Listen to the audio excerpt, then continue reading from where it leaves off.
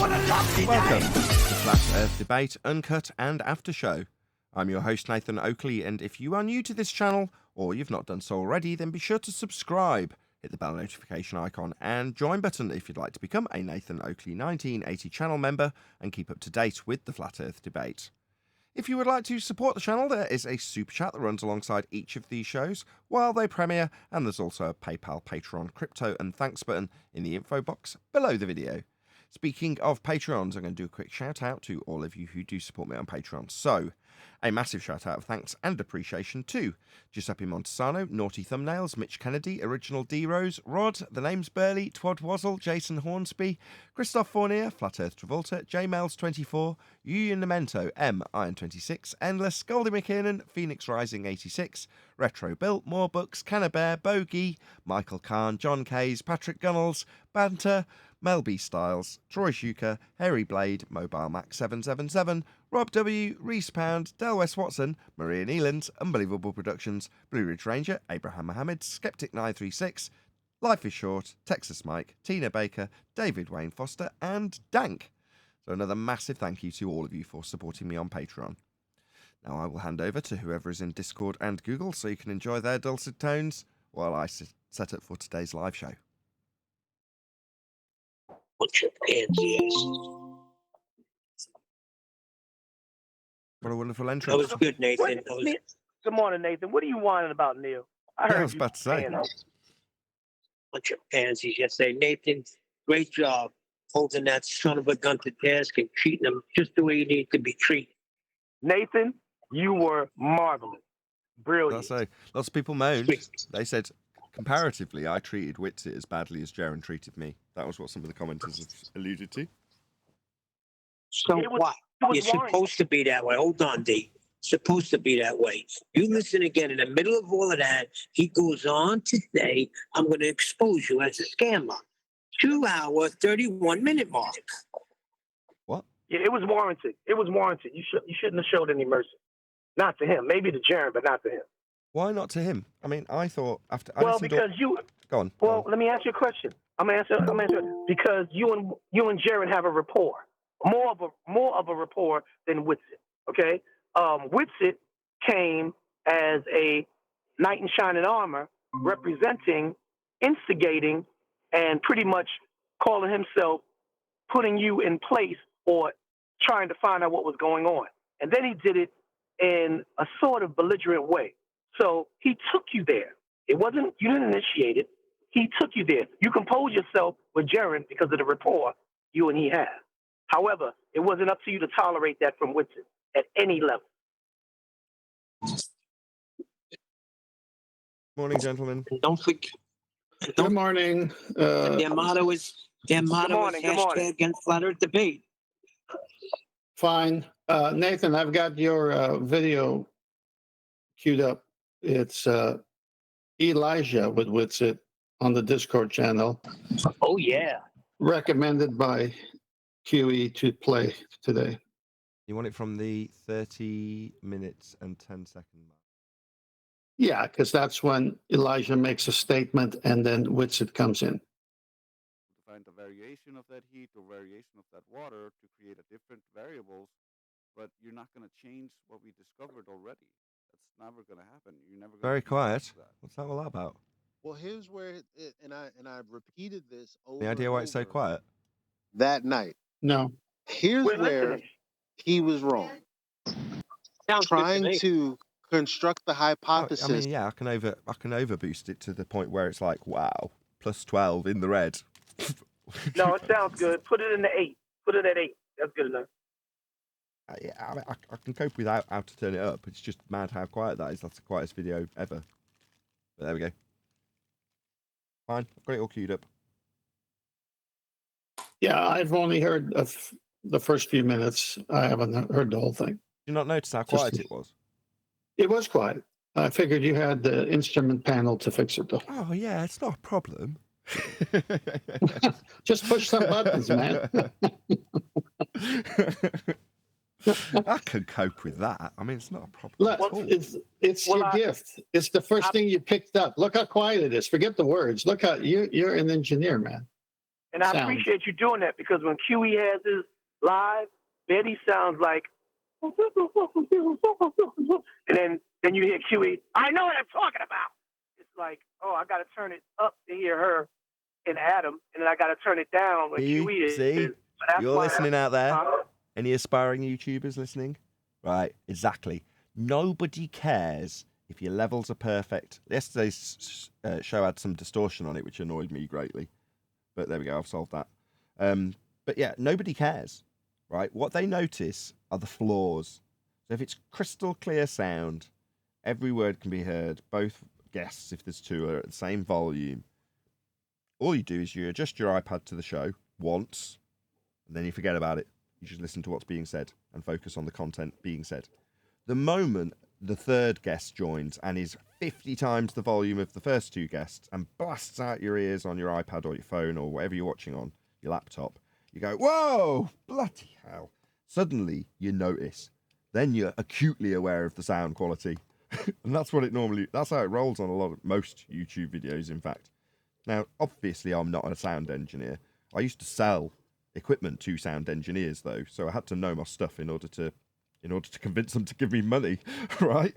So I was dealing with studios and in and out of studios and working with sound engineers, but it doesn't make me a sound engineer. Far from it. At the time, Yes, you are. You're wrong. You're a self-made sound engineer. You're not one of those who went to school or worked for some big production company. I studied sound engineering at school as well. Well, then I double you then. Yeah, I'm right twice now. So you do know it, but you're self-made, but you don't say that's your profession. But you do it all the time. My gosh, we've had to listen to you fix your system for 2 years now. Non-stop, never-ending journey of discovery to improve the sound quality of the show. It's never ending. Yeah, but I'm not a sound engineer. I'm not. Well, I'm not. A sound engineer is a specific job where...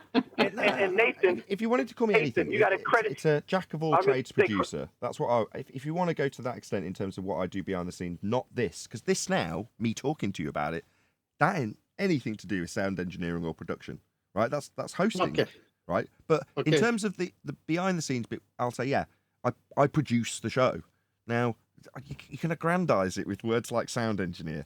It just makes me cringe. Yes, I do. No, you wear every hat. You're a jack of all trades. Jack of all trades producer, fine.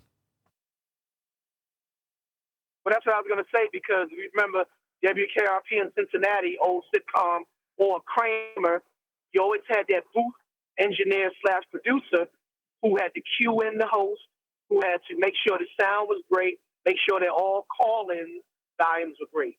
And that's what you do well. And I'm pretty sure others do as well because nowadays with this social media podcasting, it's usually a one-man show because they're doing it out of their home or their basement or something like that. But you do a good job of that. I like to hope so. That I appreciate more than you saying I've done a good job with Witsit. I'm just going to get hard to get used to saying Jack Oakley, though. I mean, it's just hard. Sure. Well, I'll tell you what, yesterday I completely dropped the ball with my Wi-Fi because I had him at the point where he was emitting photons and I couldn't finish it. It was a bit of a disappointment. I heard you. You could hear my frustration, right? Because I knew where you were taking him. I really wanted you to get him there. It just didn't happen. It's one of those things. He wanted to avoid it, and just without a response from you, you got away with calling it a red herring. Basically, that's what happened. Yeah, and it wasn't. It was the measurement. Right. He said we're ignoring measurement. We want to talk about the measurement. You want to give a fancy story about the measurement. Let's just talk about the measurement itself. And he didn't want to do that. However, in his attempts to weasel away from the quantized chunks of light imprinting themselves onto a photographic plate for your interpretation, he did qualify what he would be looking at exactly and with specific terms that I could repeat verbatim. The rate of induction change, right? On the photographic plate, that's what he's describing. It only occurs on the photographic man-made plate. It's never going to occur in nature. He's never going to show us a naturally occurring phenomena. So literally, the second he stepped out of the door, next man in line with Ether, who's only been here for a year, Bear something or other, basically stepped into the fray with the argument that no, we see this everywhere. It is definitely representative of what occurs in reality. What we're seeing on the photographic plate is representative of reality. I'm like, okay, well, you just have to show it in nature then. Now, because of Witsit's weaselly nature in that regard, while he was dealing with you specifically, John, it meant that he got to the point, because he'd been asked by me and Adam about 16, 17, 18 times, what are you actually measuring? That he had to qualify it in such a manner that I can now peg it down with a few nice, concise words, where before I hadn't. So while, you're giving me props, D-Rose, for shouting him down at certain points when I'm clarifying that I'm definitely not a scammer, because honestly, I'll actually put out my apologies as much as you're praising me for that. When I listen back to that, D-Rose, I will get back to this point, by the way, John. I'm not going to segue and then forget. When I listen back to those parts, what went through my mind was a commenter that said, no, you're actually treating him quite scummily, like Jaron treated you. So I thought, really? I'm so sad you feel like that. I thought, no, that's going to live with me. This guy's a regular subscriber. I'm not going to just ignore him or fob him off. I'll listen.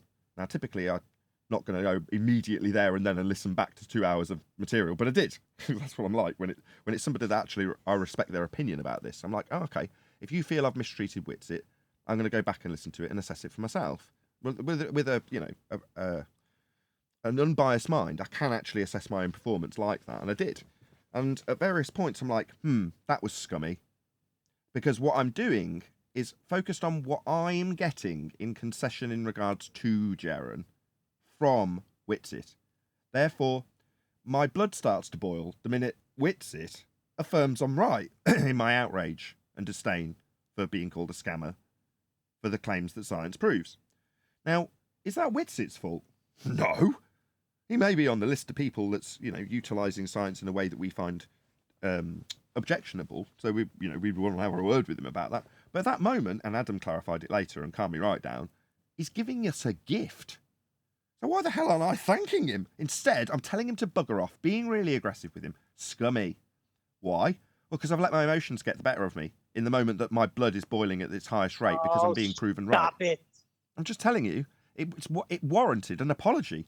Now, I actually wrote it down, so I didn't forget it after I'd assessed it. I went into my notes on the iPad and wrote it down. Like, could warrant an apology for Witsit. I didn't mumble while I was writing it. But that's how I felt about it after the fact, after somebody had pointed it out to me. I can't moan righteously about being treated like scum by Jaron unrightfully, and then immediately turn around and do it to Witsit without justification in certain instances. Number two, he's not my errand boy. Why is he my errand boy? Just because he's affirmed how right I am? I should be kissing the guy, not telling him to bugger off and go and do things for me. Again, scummy, because I'm suddenly seeing my opponent in this regard, Jaron, when I'm talking to Witsit. So, totally unreasonable on my part. Very scummy as the guy who pointed it out. I asked him to get me timestamps of where I've been scummy. And as soon as I'd done that, I was like, that's unreasonable. I'll go and look. He's made his comment. Good for him. Thank you for commenting. And then I've gone back and assessed it. And there were at least 3 points where you could go, oh, come on, Nathan. You've just moaned and bleated about Jaron's behaviour towards you, and then you go and do it to Witsit. So if you're listening to this Witsit after the fact, I do apologise. After assessment, there were certain things I said to you that were totally unwarranted, unjustified. I didn't have any, I was wrong to do it to him, basically. And I'm prepared to admit to that after assessing it. Now, had I not assessed it, I'd have just gone, whatever. I was totally justified because I'm being called a scammer. That was the mindset I had. Is Witsit calling me a scammer? Bloody hell no, he's not. He's agreeing that I'm not. Do you see where I'm going with it? Yeah, I applaud you for it. On that note, I've got one other thing. Just one other thing. One other thing. In that moment, right, Witsit said I'd get cancer behaving the way I was. And I said it was an affront to people who have cancer. And it is. However, there's another person that immediately sprang to mind while I was writing that note to remind me to make a note of this specifically for an avid viewer. Now, this doesn't alter any of the things we say to Ruhif, who is the person I'm referring to now, when we say, how's that geometric horizon? He gets a lot of crap from us for that. However, looking back, going back, rewinding time and assessing how I have treated Ruhif, my behaviour towards Witsit, keep calling him Witsit, it's changed my frame of mind. Ruhif has been abhorrent at times. Now, Ruhif is here as a man of leisure. In other words, he's taking part, yeah, as a baller, he opposes us, but because he chooses to and can as a man of leisure. In other words, he's doing it because he enjoys it. Doesn't matter if we are, winning, losing, poking fun at him for his geometric horizon. It's not like that's actually that big of a deal either, is it? It's not like it's the be-all and end-all of our argumentation when we over-egg that pudding with roofie. It isn't. But it's our acknowledgement of somebody who's a long-standing viewer. But as I say, I've assessed Ruhif, and I maybe object to the fact that I'm disclosing this. He had cancer, and I poked fun at it. Abhorrent on my part. So as I'm making apologies for things I've wronged people with, off the back of moaning about Jaren doing it to me, I want to offer an apology to Ruhif. There are things I have done to Ruhif that are abhorrent and not justified. Just because he opposes us? No. I've treated him badly. He's still here. His water off a duck's back to him, right? Man of leisure, he can. The reason it came to mind as well was because I was thinking about some of the things that Jaren had said in regards to, actually Dave Weiss in his comments too, in regards to the financial support I get. And immediately I was like, bloody hell, Ruhif has probably offered more direct financial support to this show than a lot of the people who are saying, you could have had this if you'd have been an ass. That sort of crap, miserly crap like Dave Weiss was dangling in front of me. Ruhif's been more supportive than a lot of those people. He opposes us. We treat him like dirt. I've been abhorrent to the man. These are the sort of examples I just want to raise when it's making examples of suddenly there is more to this than I had potentially accounted for when I went into it. There's a certain amount of self-reflection that I didn't necessarily expect to be doing at the end of this. However, when someone holds the mirror up to you in battle, you've got two choices, haven't you? You can either go, whoa, I don't like the look of that. Whoa, that's a nasty look in that mirror. Or you can go, smash, get that mirror out of here. I'm totally justified. Well, I'm going to actually look in the mirror and go, no. He said he's going to expose you. How about when he said he's going to expose you as a scammer the 2 hour and 31 minute mark? Witsit said that. They're all saying it. Yes, okay, whatever. It doesn't matter. I'm making disclaimers for things that I've assessed after this battle, if you want to call it that. We're reaching the end. There's dust is starting to settle. There's only one stone that needs to be overturned, or whatever you want to describe it as metaphorically, which is Dave Weiss. We dealt with Jaren. We dealt with Witsit. It's just Dave. He's had his invitation. Errand boy that he wasn't necessarily justified in being has now gone, presumably, to Dave Weiss, if he wasn't listening at the time. So, other than that, everything's going to be starting to settle. Obviously, we've got to deal with Dave. Okay. Yeah, I applaud you for it. I've always wanted you to be less toxic, as people claim that you are, and you are at times, of course, and you're admitting to it, because we're going mainstream. Your show, you can't say this, but I could say it because it'd be, oh, look who he thinks he is saying this. But I know what's coming for us, and us meaning you, the form of the show, the subject matter. We're going to hit mainstream. When you go mainstream, all kinds of ears, all kinds of opportunities are coming your way. And this Nathan Oakley you're talking about is the one that needs to be mainstream. A few people have said that in the comments as well. We're going to reach millions. Well, a few people have said that they like the attitude adjustment. Well, if you want to know when that occurred, it was when the computer got fixed. My attitude and general disposition towards the subject matter and what's going on currently has been hyper-focused because I can. Nice. I like it. And people have said it in the comments. I like this, Nathan. Well, me too. Yeah, I do too. The only thing I could say is I know we're going mainstream. Assume that we're already there. Assume there's 1 million people watching you, and represent that, Nathan Oakley, and you're going to do just fine. I concur, and I want to add 1 million, but you had 200. Oh, wait. Oh, Shaiki, please. No, Shaiki, I got something to say real quick. Hold on, D. If you don't mind, Hold on, Shaiki. D. Yes, thank you for the reality sandwich, Shaiki. Go ahead, D. I wanted to say, yes, I give you more props for what you just said than how you dealt with, because look in hindsight, there were times where I cringed. And I said, if he said that to me, I would jump to the screen and choke him to death. So I applaud you even more for what you just said, because when it comes down to it, it's humanity. We're all human beings. We're all grown men. We don't have to throw low blows, and that goes back, reciprocating the same way. And, wait, Nail. This is what we're talking about, man. Hold up. Now, I know it.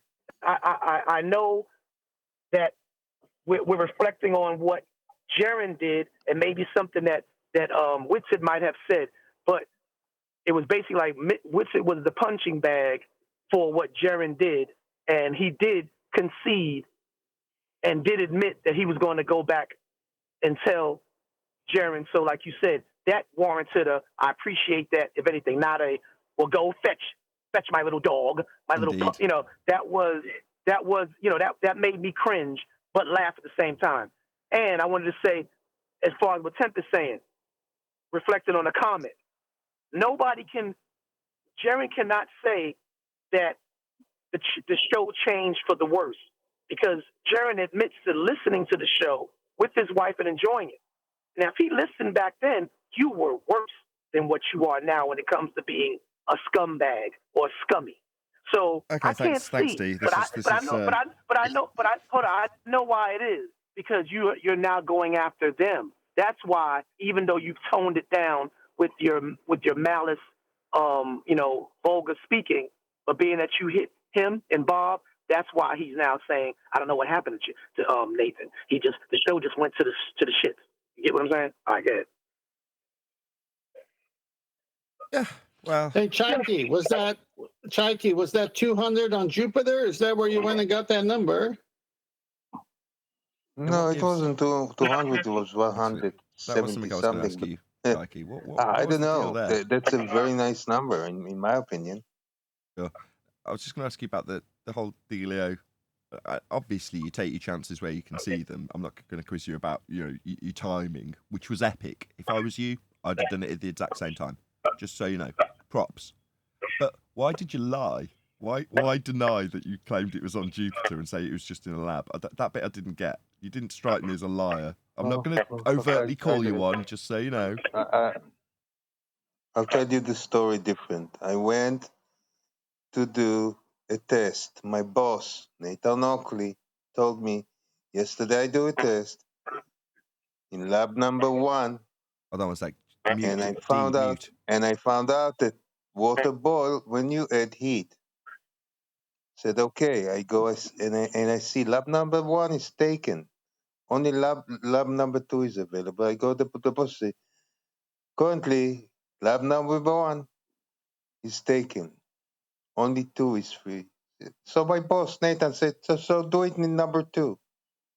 And I go and I do it in number 2. And in number 2, the water doesn't boil. Is that it? Is that the end? Yes, Number that's 2 the end. broken? Nathan, Okay, hold on. they have this graph. If Okay, they so your have this scenario is graph, okay. it Thank means you. I they just need to summarize it now, tested Chaiki. every bit of it. I got it. They have this. They At have some point, those you've got labs. to stop talking, though, Chaiki. I did hear. I listened. Thank you. Okay. The problem with that hypothetical Over scenario, and out. Chaiki.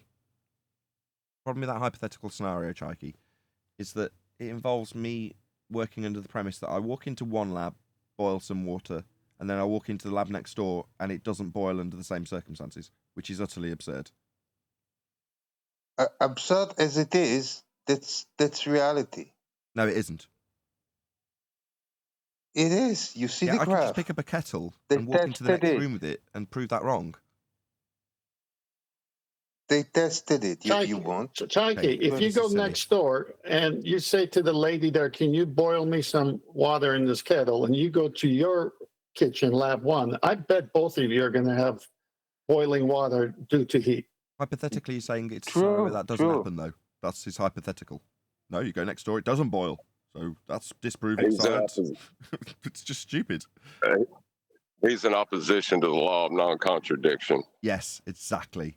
He's in contradiction. But nature, therefore... hold on. Nature don't care about your laws. No, it doesn't. It's not sentient, but the laws just describe what occurs always. And in this case, we're not talking about a law of nature. We're talking about a law of logic, the law of non-contradiction. evidently don't give a fuck about No this. swearing. Come on. Watch your Nathan, language. see, Nathan, Oh, he gosh. doesn't, Sorry, he sorry. warrants having, he doesn't deserve the leniency that you're speaking about for Jaron and for Witsit. Sure he does. He's belligerent. He's just belligerent and obnoxious Who? and Who? is Chaiki. Oh, Charky. And he's just as deserving as anyone else. We don't have to get horrible with him. Exactly. Doors open to all. No, actually, he did us a favor. He said that the lady next door was drinking tea, but she couldn't boil water in their kitchen. So how did she get a hot tea, Chaiki? John's already summarized this. So No, I agreed with you. The deity in you will boil water. rather than challenge the outcome of the On example, sea level, you win. you tell me when you're done there, Sharky. Okie dokie.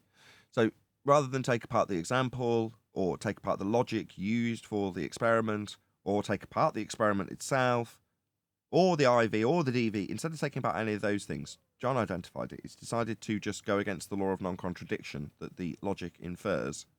That's what he's decided. I mean, fair enough. It's an angle, I guess. It's just totally absurd when you put it in context. I boil the kettle in this room, lab, and then I go into the next lab, and it doesn't boil. Well, that's absurd. Well, especially when No, the first room is at sea level and next room has to be very close to the same sea level. Doesn't make any sense. who says? That wasn't in the requirements. Why, you live in your own mind, your own fantasy? I mean, next door, there lab was a- 2, next to lab There was 1. I mean, come on. hypothesis. Okay. There was a What about this? hypothesis. What about this scenario? Hey, Chaiki, what about this scenario? Somebody at sea level and then somebody up on a mountain, say that's maybe 1,000 kilometers above sea level, and they're camping or hiking, and they set up a little camp, and then they're trying to get something hot in their bodies while they're up there.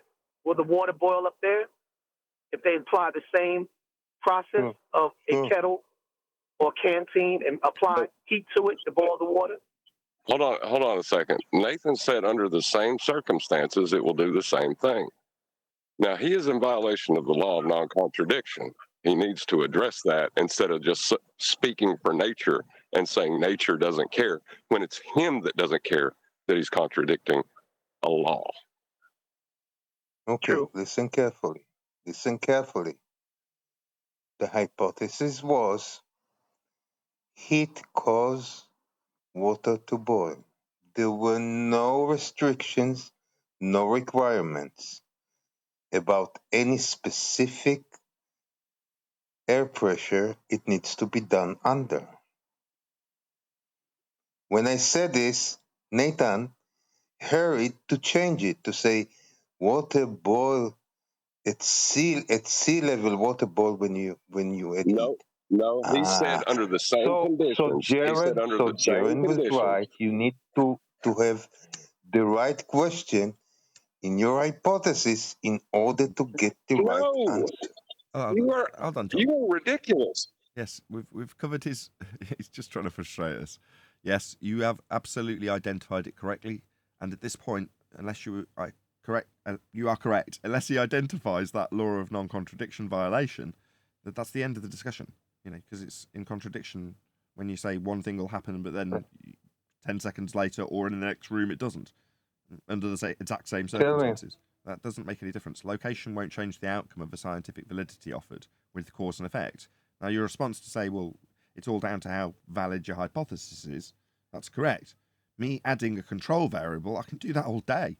There's bazillion. I could list everything in the known universe as control variables. It just means things that will be kept constant, that you're not going to have induce the effect. That's it. That's part of the experimental setup. He's going to the experiment. He ain't dealing with the hypothesis. He's going straight to the experiment and not dealing with the hypothesis is what he's doing. And in the experiment, you will have control variables. Like, how do you not get this? Jesus Christ. I had control variables. Everything was kept constant. Thank you. Are you Christian the temperature. No need for blasphemy. Mikey, are you a Christian or were you just blaspheming? Blaspheming. What Okay, do you stop mean? that, please. Oh. Taking the Lord's name Well, in I'm vain. Jewish. I'm Jewish. It So doesn't they say. matter. Not me. So was he. Okay, yes, That's I am it. guilty of That's what I blasphemy said. also. Let's just not do this for the second. Okay, we're done here, Chikey. That's Okay. the end.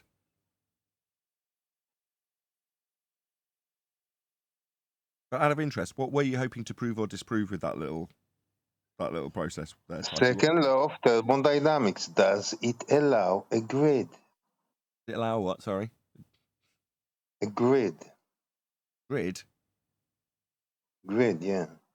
Does the second Gradient. law of thermodynamics Pressure gradient. Does it allow? describes how things will occur?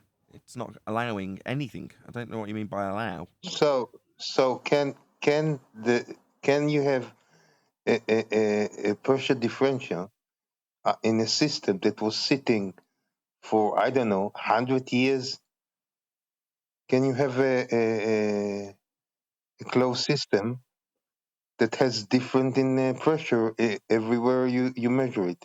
So your question Yeah, is, apply heat and cold. Yes. so your question is, can you have a closed system with differential pressure? Yes. Yes. Yeah, it's a With the dynamic second law system. of They call it a thermodynamics. dynamic. You're A serious now. dynamic system. Yeah, you learnt about it at school when they taught you about the water cycle. No. Second law of thermodynamics. Yep. The laws of no contradiction. Those are two separate things, but yeah. No, it's not two separate things because the law says everything needs to be equal. Which law says that? Second law of Yeah, there's not a law that thermodynamics. says that. That's how he's interpreting it, and he's interpreting it wrong. Explain how we interpret it otherwise. But just summarise. Please do. Just for us, Chikey, you summarise for us what, in a few words, the second law of thermodynamics actually is. You just summarise it for us. What you say. Hold on. No. I will not summarize. I will go and fetch it, and I'll tell you what it says. I mean, you can do that It if you better want. says it doesn't allow for a gradient. But you know, when That's I 'cause go it's not fetch what something, you're saying. I can't reply, right? Sure. Excuse me.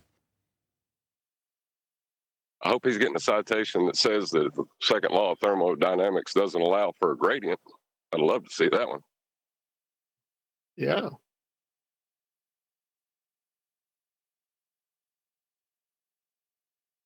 He didn't answer me though. I asked him what he's trying to prove or disprove. Whole water boiling in two different labs. He's Well, against y'all don't- objective proof. He's opposing objective proof. That's all it is. Refractive. You know why I asked that question, right? What I was saying. I know what y'all were trying to make him do, but you know why I asked that question? But I was trying to kind of instigate as a devil's advocate for what he was trying to prove. Two different situations doing the same thing, and he couldn't get it next door in 3D versus apartment 3E.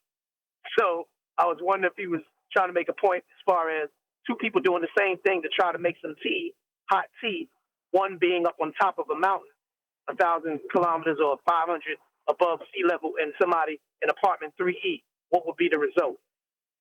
Would he try to say that the water wouldn't boil for the guy up in the mountain 500 kilometers above sea level? That's what I was trying to get out of. Basically, that's his position.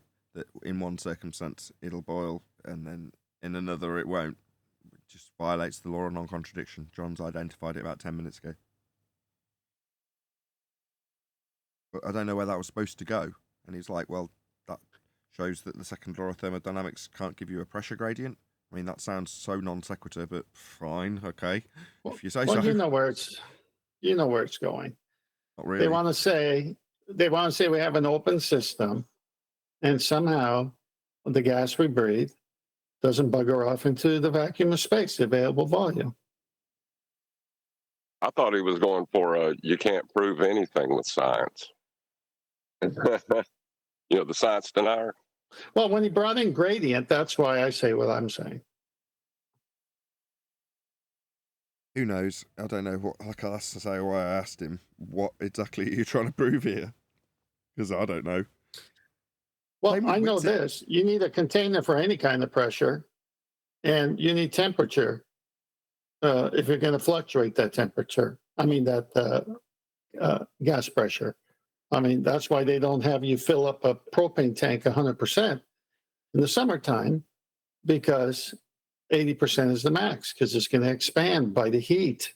So, and then Adam showed us many times, if you cool the bottom of a tank and heat the top, it's all kinds of things are happening in that tank. Would you not agree that you got to give at least Witsit a bit more props? He was getting mentioned. He was having his examples used in clips to juxtapose Dave's incorrect use of science, and then he just appeared. You know, he only took one tap on the shoulder from Eli, I think it was, and then he appeared. Do you not think that at least deserves some credit? Well, I'm glad. Go on, John. I applaud him, but I'm still frustrated that I got him to admit to a discrete point of interaction, but I couldn't get him to photon. Well, I'm never going to let that. He made him back. He said specifically he wanted to debate Lite. He's like, I've been wanting to debate it for a year. And you're like, okay, so there's obviously something behind the scenes that's been going on for at least a year that's precluded you, because the door's been open the whole time. But fine, you know, he's come through the door. He's getting mad props now. He's got an apology because of my disdain towards Jerem being projected onto him, which was unreasonable. Towards the end of the discussion, that's the other thing I forgot to mention when I was apologising and awkwardly saying that I was wrong in my treatment of him in that respect. Further to that, because I did listen to the rest of the conversation, it actually went uphill quite significantly. We made quite a bit of progress with him. In other words, it's gone beyond the point where my blood's boiled because he's admitting I'm right and Jaren's not just in calling me a scammer.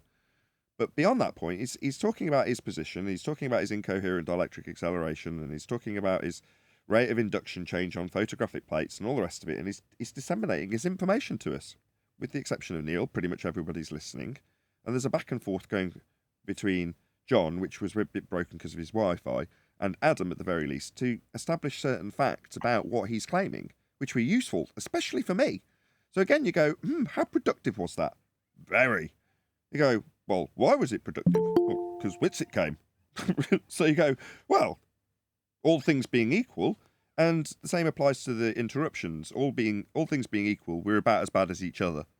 So as much as I can say, oh, I'm sorry, I was scummy, I'm not going to demand any apologies from him, but there was plenty of scummy behaviour from him, interrupting and shouting and claiming to be censored and all this sort of stuff that he was doing. So it's like, well, okay, in that regard, with a neutral mind, it was 6 of one and half a dozen of the other. But based on that, I would hope that he would assess it with the same mind and go, actually, I feel like I did achieve something. I disseminated some of my information quite successfully to them. Because he did. We were listening. We understood his points where we didn't before. There was a point where I'm saying, I simply don't understand Witsit, explain it better. He did, and afterwards I understood. To the point where I could then have an argument with next man, thanks to Witsit's information. Wonderful. So again, I hope he comes back, John. I hope he does have that conversation about Lite with you. Because it would be Can I interesting. answer your first question? Your first question is, were you surprised he came? No, it was planned for him to come, because when he was commenting in chats and other means of communication that he wanted to debate QE, and QE saying, there's no need to, and then he's saying, oh, you're afraid on their sock account. And then finally Brian says, well, I'll do it with you. And then that went back and forth until I guess that's settled. Now they're going to have a debate tomorrow night. But that's why I wanted you to keep on Jaren, because somebody had to come in. It was so devastating in my mind what we were doing, using Jaren's own words in the after debate section, which is one, I think, over an hour that you were doing, but you weren't done. I knew Jaren wasn't going to come in. I knew Dave Weiss wasn't coming in, but the active player was Witsit, and he came in because it was so devastating he had to come in. Now we are joined by Original D-Rose, Refracted Curvature, 10th Man Rising, Neil, the Adam Meakin, Righteous Force, Arwin, and a whole bunch of people in Discord. So welcome, one and all. Buenos dias. Buenos dias. Good morning, yeah. Good morning, good morning. Yeah. Hello. Good afternoon. Good afternoon. Buenos dias. Hola. Any evidence of a physical geometric sphere edge that's a horizon formerly known as the curve of the Earth? It only exists within their mathematical conception that they reify. What On about surface level. it does exist below surface level? What about any evidence of axial rotation of the Earth-based variety? You know, it's there because we're not measuring any. You know it's there because we don't see the 15 degrees an hour Coriolis drift they say the globe has. That's how we know we are definitely spinning. Excellent Exactly. response. Any scientific evidence of gravity? We know it has to exist because we don't know what it is. That any good? Oh, give an Einsteinian answer. Go on then. Well, look, I dropped my damn iced coffee yesterday morning, and I don't know how it happened. And I was so pissed off, I blamed it on gravity. That's all I can say. There was me. I dropped my helium balloon the other day. My kid got very upset, and I blamed the Earth falling or rising, whichever you like. Well, that question is piggybacked off the first two. So they need the geometric horizon for a globe. They don't have one. It's below surface level. They need Earth rotation, but there's no Earth-based Coriolis. And so they need gravity to keep it all together, but there's nothing to keep together because the first two don't exist. What about any single viable hypothesis from any of the fields of astronomy, cosmology, or astrophysics? As far as we've been able to ascertain, those are not science, or they don't follow the scientific method. Correct. Any evidence of the distance to the sun?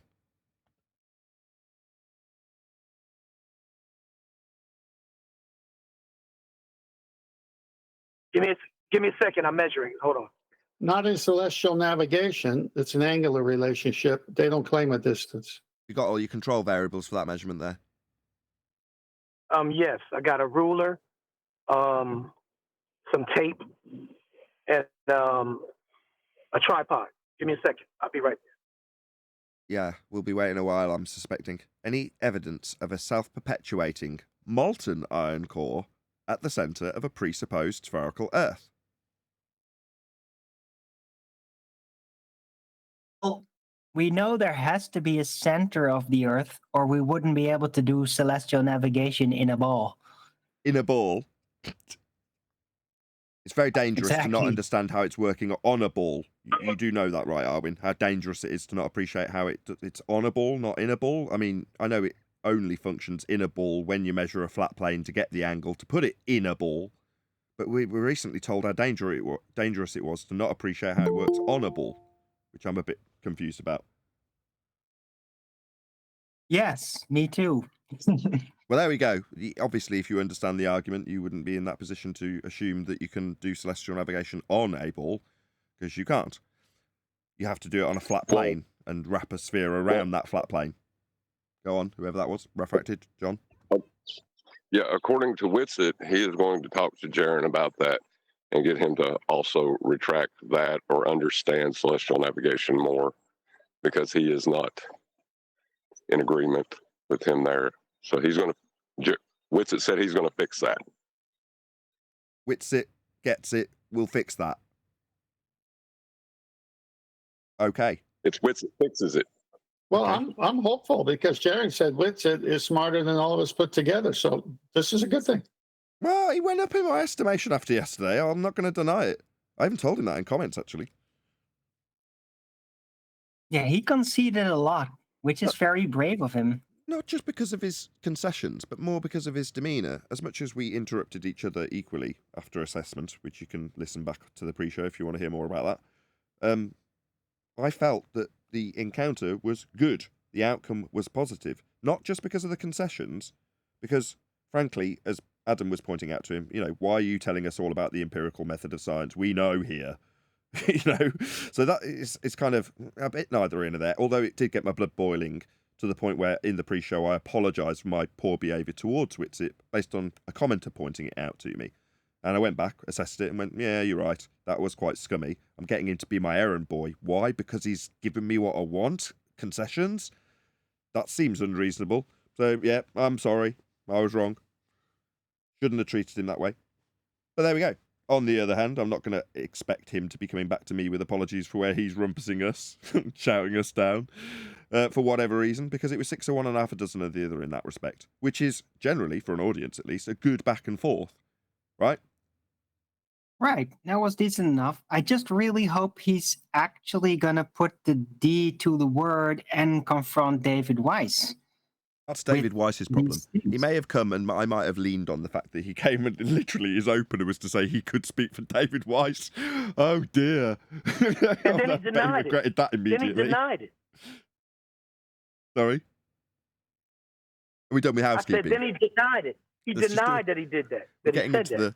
we're getting into the hustle and tussle where I wanted to do a full housekeeping session. Any evidence of the R value? Earth radius.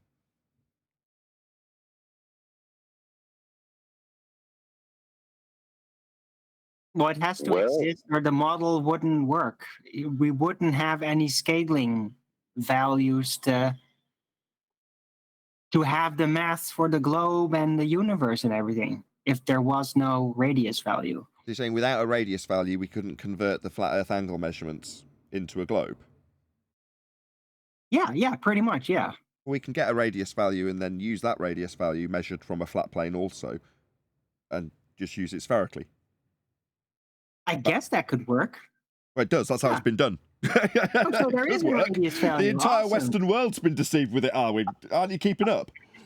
Cool. So then there is evidence for a radius value. Yeah, from a flat Earth. Yeah. Go on, D Rose, as you're And- rumpusing this. And that's an empirical measurement. Remember that. Yeah, it's an empirical R-based measurement from a flat Earth. That's right. Okay, then. Nobody's measuring R, but you can calculate it from a flat Earth measurement. Well said. Speaking of which, any evidence that you can acquire an elevation angle measurement from a curved baseline? Yes, you can do a curved baseline. Yeah. Who? No, from. Yeah. I said two. You can't measure an elevation angle measurement to a curve either. An acquisition of a tangent from a presupposed sphere might give you a baseline that won't meet the GP. So that won't work either. But in terms of your just, no, I can get an angle from a curve is essentially your response. No, you definitely cannot. To or from. Yeah, but you don't need to get an angle from a curved baseline. You do if you're a can just glober. You don't need it. No. Yeah, they because do. Jaron explained it. You just take a flat line and yeah, it doesn't make any sense, but that can work. You don't need that flat baseline. I see. So you can stand on top of a curved surface and then make an angle with your two arms. I gotcha. Exactly. This is, See how easy that is? This is a little slide I've received from Rufy. I'll share it in a second. Oh, Rufy, if you want to listen to the pre-show, as you're currently a member, you get an apology from me. There you go. I'm not going to repeat it. So this is the point, and the question is, can you get an angle from a curved baseline? What they're trying to do is ascertain a level and then mathematically put it on a ball. This is all they can do. I'll share this screen, and this is Rufy's sarcastic comment to us, but I think you'll see it demonstrates how they're trying to win the argument and that they're still not getting an angle off of it. They're making an assumption using horizontal that's on the top of a ball, and that's good enough for them. There you go.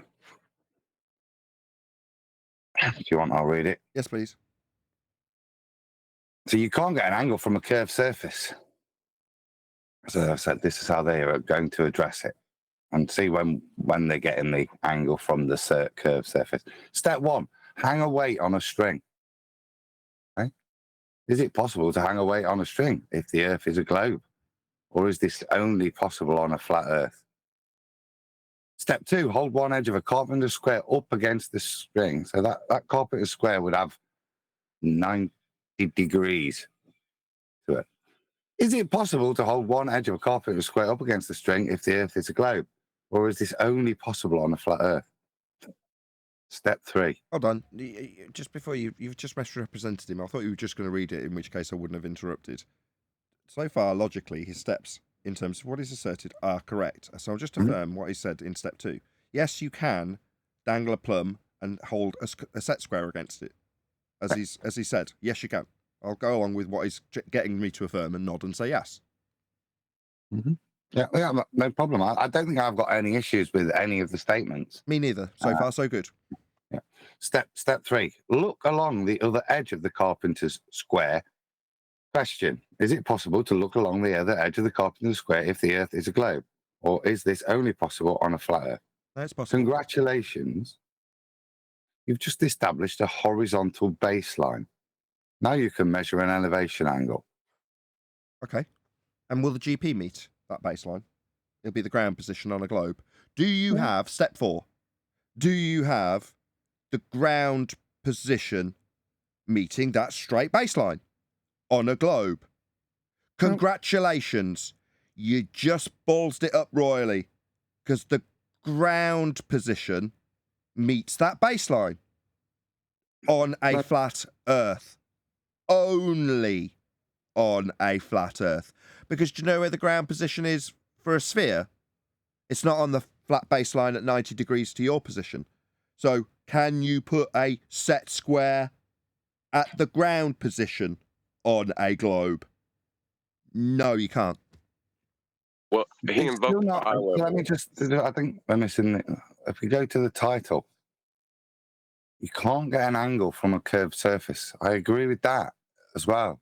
Look at how and what he's tried to do. At what point has the curved surface been used to acquire an angle? We've had a It hasn't. What we've actually got, we haven't. We've got a set square forming a flat baseline in imagination land that has no reference to the sphere whatsoever based on this process. In fact, the surplus to requirement sphere didn't get a mention in any of the steps, other than to ask whether or not it could be done on a flat Earth or on a sphere.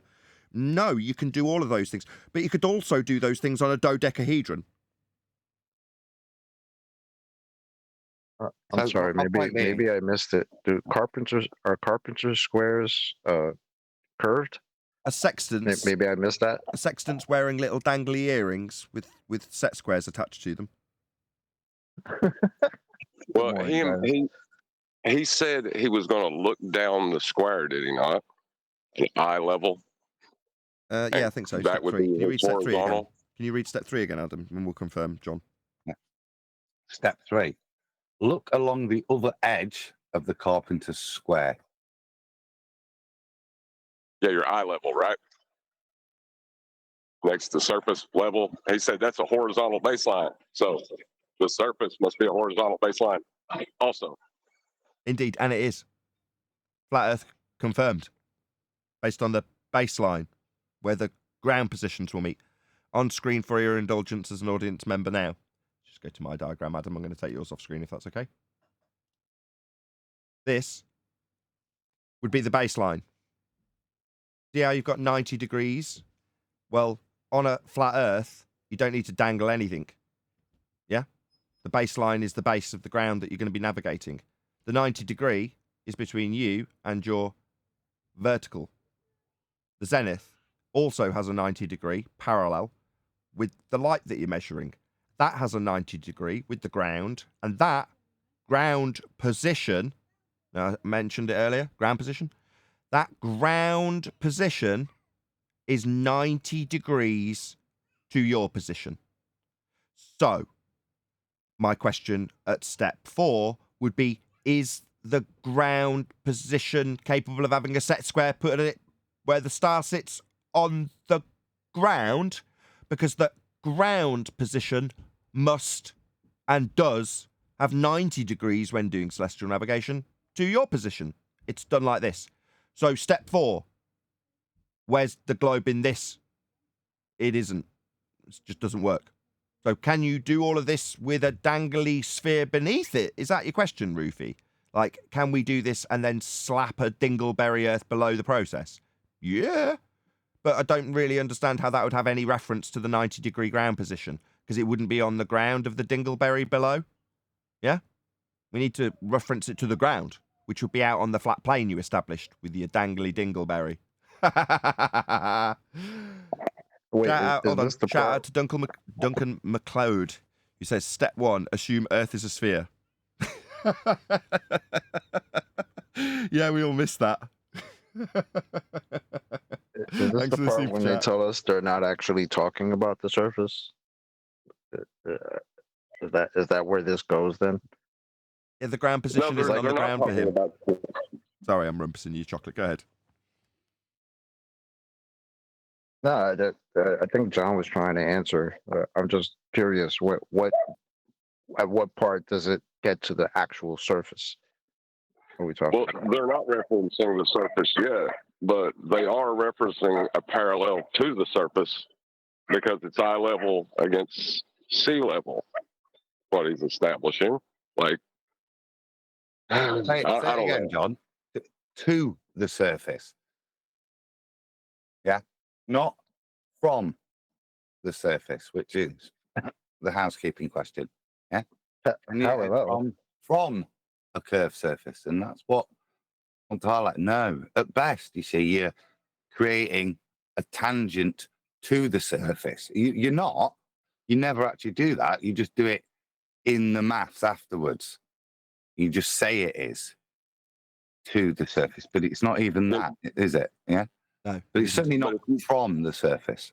No, definitely not. But it is parallel curving. No, can't be. Wouldn't be No, parallel. so if you have two parallel lines, you're not. There is no at best doing a tangent. You're not getting a tangent at all. Correct. So what your point is that when he establishes that your set square's giving you eye level, well, it's going to be parallel with that, so you're screwed. Correct. Shout out to Crockett. One sec. Shout out to Crockett, who gifted 5 memberships. Really appreciate it. Thank you very much. Also, shout out to Godzilla37, who says, how do I get rid of that? Oh yeah, there we go. Who says, step 2, make up stories for the rest. Yeah. Who's doing this? Who's dangling set squares to assume that there's a dingleberry Earth not being used beneath them when they establish a horizontal plane to put 90 at the ground position of the star you're measuring? Nobody. It's not needed. You don't need it. You just have 90 at the ground position. That's how it's done. So what can you beg the question in these 3 easy steps of a sphere? Well, no, because it didn't get a mention other than to ask whether or not you could have a dingleberry below a flat plane, as far as we could ascertain. I mean, you can, but it's not really being used for anything, is it? So who cares? Step 2, make up stories. Yeah, exactly, Godzilla. Thank you for the super chat. Also, Russ Bonono, who says, step 3, getting all the steps right out of the super chatters. Step 3, conjure math to describe something that hasn't been proven or directly measured. At what? And yes, slap it underneath the thing that is being measured and navigated, the flat plane. And yeah, you can see it here on screen right now. That is what you're doing. See this 90 here? That's the ground position below the star. And shockingly, it's on the ground. But it's got to be 90 degrees to you. So all Roofy's done is establish 90 here. He's saying, can I establish 90 in a flat plane here? Yeah, you can. Not much use if you're trying to prove Earth's sphering its way away from you. So, hey, what use is it then? Because you're getting the ground position at 92, aren't you? Ground, on the ground. Is that on the ground of the globe? Does this look like it's on the ground of the globe? It isn't. It's not. It's done on a flat plane. It has to be. Right? Now, what you could also do, not just have a dingleberry Earth like Roofy had below this, or that, let me get it right, Jaron, can't believe I'm saying this, the flat earther told us we'd be remiss and, it'd be dangerous if we didn't understand how this whole process was taking place on top of a dingly dangly berry globe Earth below this whole process on a flat plane. I mean, that would be dangerous if we didn't appreciate that, according to Jaron. But there we go. Like we all know now, having had Witsit here, he's on the case and correcting that stupid nonsense with Jaron as we speak, apparently. So there we go. Meanwhile, this 90 here, right, that's on the ground. It's not on the globe Earth ground. So what you can do, instead of dingleberry dangling below it, is have a globe burger wrapped around it. So then when you take this angle, you say, well, the globe's about here-ish, right? Wrapping around this flat plane. This is the equatorial plane. Here's the globe that we're no longer standing at when we take the angles from hell. And, we're not actually looking at the star through the globe Earth we're no longer standing on because we're in it. at the angles of the celestial sphere that this all originated from in the first place, i.e. a flat plane with a spherical representation of the perspective measurements of the stars above you. So there you go. That's how it all works. That's how we, as the Western world, have been deceived from an understanding and measurement of a flat plane we dwell atop into a transposition from dome of the heavens perspective view of the stars into a globe that wraps around the same exact flat plane that we aren't standing on. It essentially makes the curve of the tool, if you had a protractor over this position, the curve of the tool becomes the globe of the Earth. That's all they've done. That's how the trick to con you from flat Earth measured reality to globe Earth we're no longer standing on, we're in at hell with angles coming out of the middle of it. That's how they did it. That's how we were all deceived. Cutting edge. I love being a flat earther. Any more super chats? Thank you for that chat, Russ. Don't think there's any more. Thank you very much. I just wanted to say, there's an old classic, Odd Couple, Felix Unger, Oscar Madison, that relates to what you said, what the Globers say. Step one, let's presuppose that there's a spherical Earth. Let's assume, listen, as you said it, let's assume there's a spherical Earth. Well, in that old classic, Felix Unger said, let's not assume, because he broke down the word. When you assume, you make an ass out of you and me. So when you assume, you literally make an ass out of yourself and sometimes that other person who assumes with you. So don't assume. Go ahead, Neil. I'm good. Oh, okay. Okay, on screen now for your indulgence as an audience member is the Globe Burger. Okay, so this circle represents the equatorial plane, like this. But now we have the dome of the heavens wrapped around a circular plane rather than a square one, just so we're all clear how we're transitioning from this to this. It's the same angle at the centre. Now, it's easier to understand how you can have this central position be you measuring it on a plane and then wrapping a globe around that. You're still having to deal with a plane, you're just dealing with it at the centre of hell, according to Globers, who must and do use these flat plane angle measurements to stars. This is how it's done. So you assume, as is pointed out, that you're measuring this angle, but that puts your boat, here it is, out on the outside edge of where the star you're measuring is? Yeah, because they're transposing your position out to the edge of the tool you're measuring the star with. So here's your boat now on the outside edge of the globe, and then going out towards here would be the heavens? No, what's actually happening is you're just standing at A. Your boat isn't out here on the perimeter of a sphere Earth when you're standing measuring a flat plane at the centre of it. It's absurd, but that's how they've done it. That's how they've taken you from a flat plane and put you on a sphere. That's how it's done. This is the magic trick. Good slide, by the way, 10th. Yeah, I'll go to the next one, and it's showing the azimuth angle is horizontal as well. Okay, got that up. 109 people watching. Woohoo! Numbers going up. 110. Wow, brilliant. Very warm welcome to all of you who've just joined us. Thank you very much to all of you who smashed the share button to get us to the point where we've got 110 people watching this early in the show. So thank you very much. If you've just got here, please share the show also. It's the only way we're going to get any promotion, because we definitely don't make our way into the algorithms anymore. But yeah, so if you've just got here, welcome. Please share the show. Smash that share button now. And thanks in advance to those of you who haven't yet done it. Okie dokie. Right, we've actually got a video to cover today. Thank you for all the slides, by the way, 10th. The video we're going to be covering is actually another encounter going off the back of Witsit's encounter with us yesterday between Eli and Witsit. So we're all queued up to actually take this away. Let's just do it. It's backwards, using the conclusion inversely to invalidate the argument, which in short terms is a straw man. Because I told him it's not that science proves that giving someone vitamin C will cure them of scurvy. The hypothesis is lack of vitamin C causes scurvy. No, I debunked this. I debunked this. You don't remember what I said back to that? Yeah, I said no. I said no. We're talking specifically about what they've been saying for years, and specifically when asked, "How do you prove that lack of vitamin D causes scurvy?" Why does he keep changing it to vitamin D? He did that here. What game is he playing with that nonsense? I don't get that. Because he's an idiot.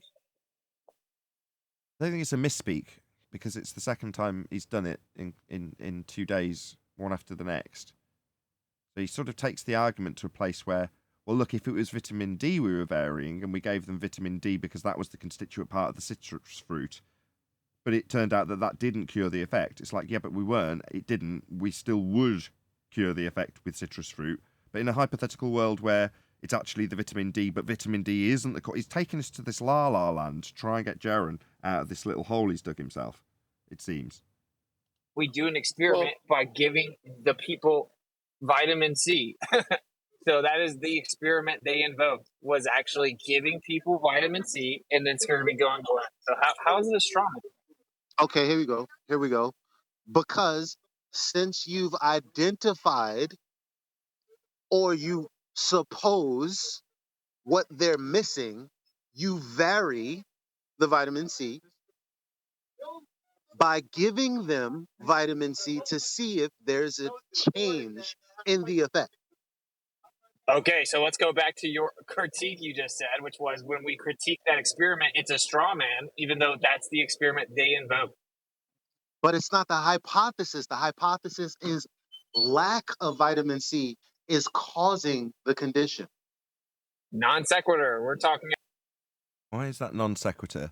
Okay, so in certain hypotheses, the effect is an occurrence that will be occurring, and you're trying to stop the effect. Now, that can get confusing when you formulate it into a hypothesis to describe something as a positive cause when it's the lack thereof. I can appreciate that that is slightly confusing. However, it doesn't make it irrelevant. How come it's not confusing to anybody here? I was confused by it. Originally, with the double slit experiment, right?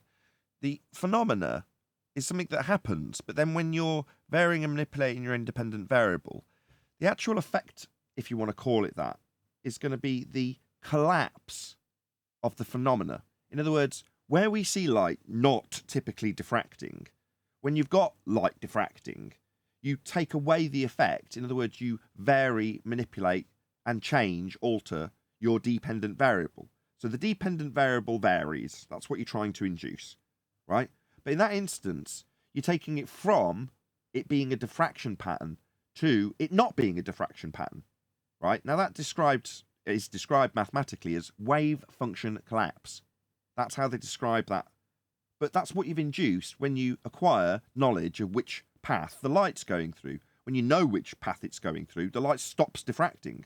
But when you're trying to understand, well, hold on, don't I have to vary something in the positive to induce something in the positive? Well, no. In the case of this, the example currently being discussed, you're talking about somebody coming back with scurvy. Okay, so you've definitely got an effect. But Eli's point is, you're trying to vary something, and in this case, the variation is to induce an effect that is only induced by the lack of something. So you're still varying and manipulating independent variables, but you're seeing what's missing from their diet. And then that is being formulated into the independent variable. That's the nuance that Eli seems so desperate to get across, and he's just not winning, it seems. It's, the latter part is medicine. It's not science, is it?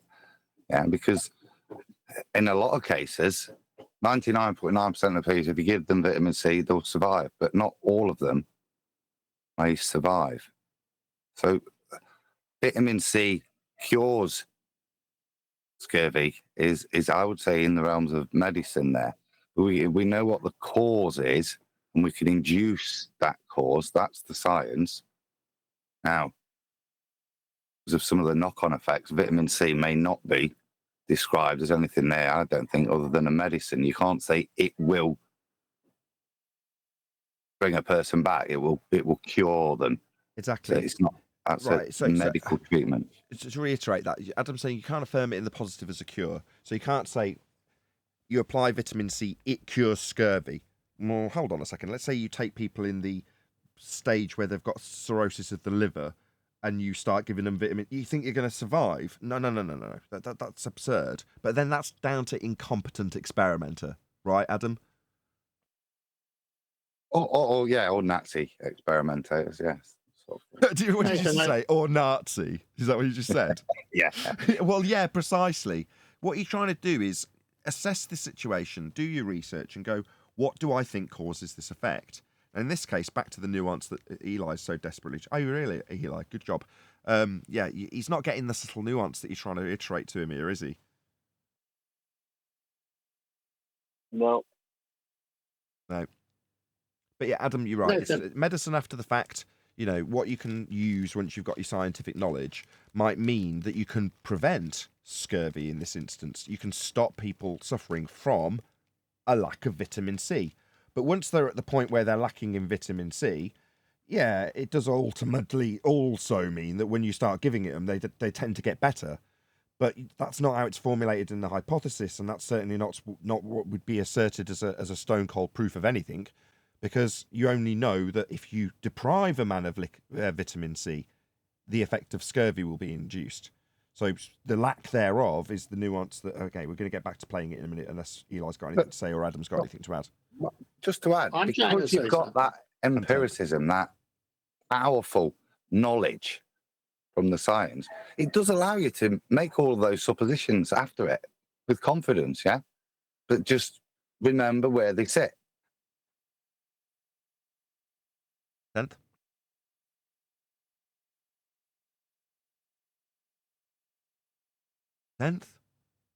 10th? Go, Tim. We've lost him. He's gone forever. The experiment that allegedly proves something, and the experiment that's being critiqued is literally the experiment that they said, and you claimed it was a straw man. How's it? Okay, so explain it to me. What do you mean? What am I getting wrong here? The whole debate is that a scientific experiment that definitively proves something that you can close the book on forever? And the experiment they invoke is that you get. That's just what an experiment that's the straw is. man. That's what an experiment is. Now, this whole close the book forever thing, again, I had to go through this with Jaron, right, Eli? No, you're not trying to close the book. You're still going to inquire further. People still do the experiments. It's embedded in the method, systematic experimentation. Yeah? But it's caveated by what the actual circumstances are. Once you know that if you give the men at sea citrus fruits, QE did a really good job the other day covering this, actually, an exceptionally good job. He's like, no, it depends. It's down to common sense, basically. Once you know that people stop getting scurvy because you give them vitamin C, you can, like a little Hitler, decide, I'm still going to deprive them of it anyway. I mean, it could be cabbage. You know, that you could do that. But, you know, common sense would dictate that the moment you figure that out, you stop people dying. Yeah? That sort of thing is where there's a caveat. Close the book on it. No, open the vegetable store. You know what I mean? It's like, no, this comes down to common sense. I had no idea that we're going to go back to our grade school teachers and have them explain why 2 + 2 = 4. I had no idea that this would happen in this so-called community over the scientific method. It's appalling. Not really. We were all there, Neil. You're saying I was appalling when I didn't get this stuff, and QE took me by the hand and explained it about 50 times over and over again with me saying I don't understand. It's been 7 freaking years. Took me They've been quite a long here time. just as long. Okay, I had a personal mentor taking me to one side in private lessons, educating me on it by repeating the same thing 10 times with me going, I still don't get it. Right? Now I might seem like I'm learned in this subject. Right? Well, I could verify that. I've been trying to get you to put up the slide in Master B, and this is my 3rd time, maybe 4th, so maybe I got to do it 6 more. Okay, well, okay, it's up now, okay. This is Dr. James Lind who did it. This is what they say he did, what he tested, what he experimented with. You can see it right there. Once he figured it out, they figured out it was lack of vitamin C.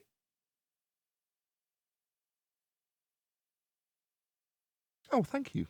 How kind. But why does 2 plus 2 equal 4? You were just saying you didn't want to cover that, Neil. I mean, talk about doublespeak. Okay, I mean, we'll cover that if you must.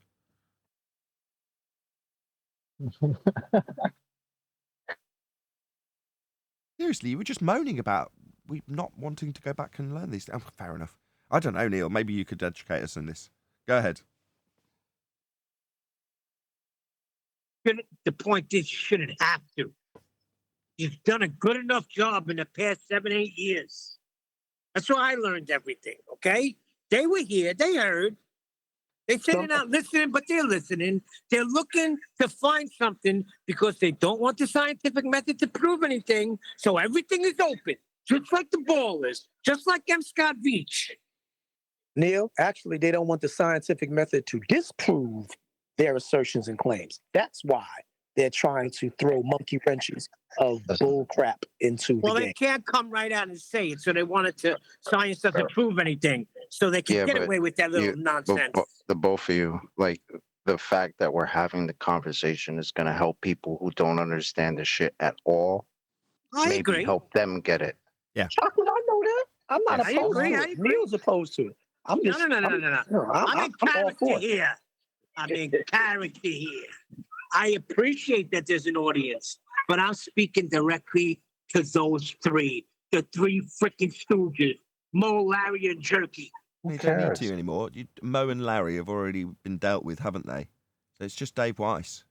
Right? Oh, really? They still got knives in their hands, and they're just waiting for the That's opportune okay. time. Right. Well, As far as I am for the record, concerned, Chocolate, no. I love the Listen. I love learners. Hold on. Jaron has faced the music, has he not? Yep. Don't assess the outcome of the music he faced. He faced the music like a man, did he not? You're talking about the other night? Yeah. I'm not asking for a Okay, performance and what about assessment. the video after? Okay, let's try that once more with Neil. Jaron behaved like a man. He stood up and he faced the music. I'm not looking for a performance assessment of Jaron. The audience, yes. I assure you, has done that for him. Yes. Yes, then. Right. Witsit has been a man and he has faced the music, has he not? Yes, he came in. Right.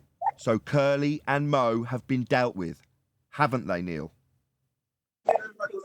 Curly Right. and Jerky. Now that leaves Dave, Scammer, Science, Fraud, Weiss to face the music, doesn't it, Neil? Yes. Yes. That would be Mo. That would be Mo, would it? Mo, Larry, and Scurvy. So that would be Larry. Okay. Fine. Did Neil, you say scurvy? Do you remember though that yesterday? Neil, you're great. Neil, Larry, and Scurvy. That was good. That was good. That was brilliant, Neil. Oh, I'm still laughing. Thank you, Neil. That was absolutely I phenomenal. have moments of brilliance. You do. Let's not labour it too much, or you'll water it down. So I said it's moments. And now that moment has passed. What a shame. Second time he said it. It's the second time he said it. Moments. 125 people watching. I'm glad the numbers are going up. Bloody hell. From the audience, any newbies? Anybody come back to me? Just check in. We'll see. Where are we in terms of time? How long have we been live? 42 minutes. Okay, cool. What else do we need to discuss? It's just Dave Weiss, really. Like I say, that's the only loose end. He's had his invitation. He's told me about how he's, not interested. He's got his boat to be on and all the rest of it. Well, now it's time for him to face the music too, isn't it? Back to the video. Indeed. Give someone vitamin C, and then scurvy goes away. So if we did critique that experiment, that's not a straw man. To actually change it back. What is the critique? What's the critique though? I'm not getting it. Oh, well, can we address the first point though, that you were claiming it was a straw man, but it's literally not? Because what's the critique? What do you mean? Okay, so the critique was Say that the scenario is you start giving them vitamin C, but the scurry doesn't go away. That doesn't happen though. Ugh. So he's fighting Jaren's argument. The position Jaren took with me was, well, let's pretend we give them vitamin C and they don't get cured. Because if I give them 5 tablets, if I give them 7 tablets, you remember? It's just Jaren's argument. Now, yesterday, Witsit did not take this position. Did you convert him? Just so I'm not unreasonably critiquing the fact that he's literally paraphrasing Jaren's incorrect position that we give them scurvy and they don't get better. What reality are you talking about this? He's also nuanced this whole discussion with, no, it's not about giving them scurvy to cure it. It's about the lack of vitamin C causing it in the first place. He again hasn't acknowledged that. So he's just literally paraphrasing Jaren's position here. So he's just white knight this whole time. This is why you were keen for us to see this, wasn't it, Eli? No, this video was done before you had your session. Yeah. That's what I'm saying. Eli was keen to show us this because this affirms that essentially Witsit's out on the Jarenism defense trail. He's out clearing up the mess on behalf of Jaren. That's all he's doing. Yeah, he in my opinion, like in form, that's what it looks like. It just looks like it just seemed like the information was trying to find its way to justifying Jaren. And I didn't see any justifiable way to do that. So I kept blocking it off. Yeah, rightly so. Who cares if they end up claiming fundy mute button as well?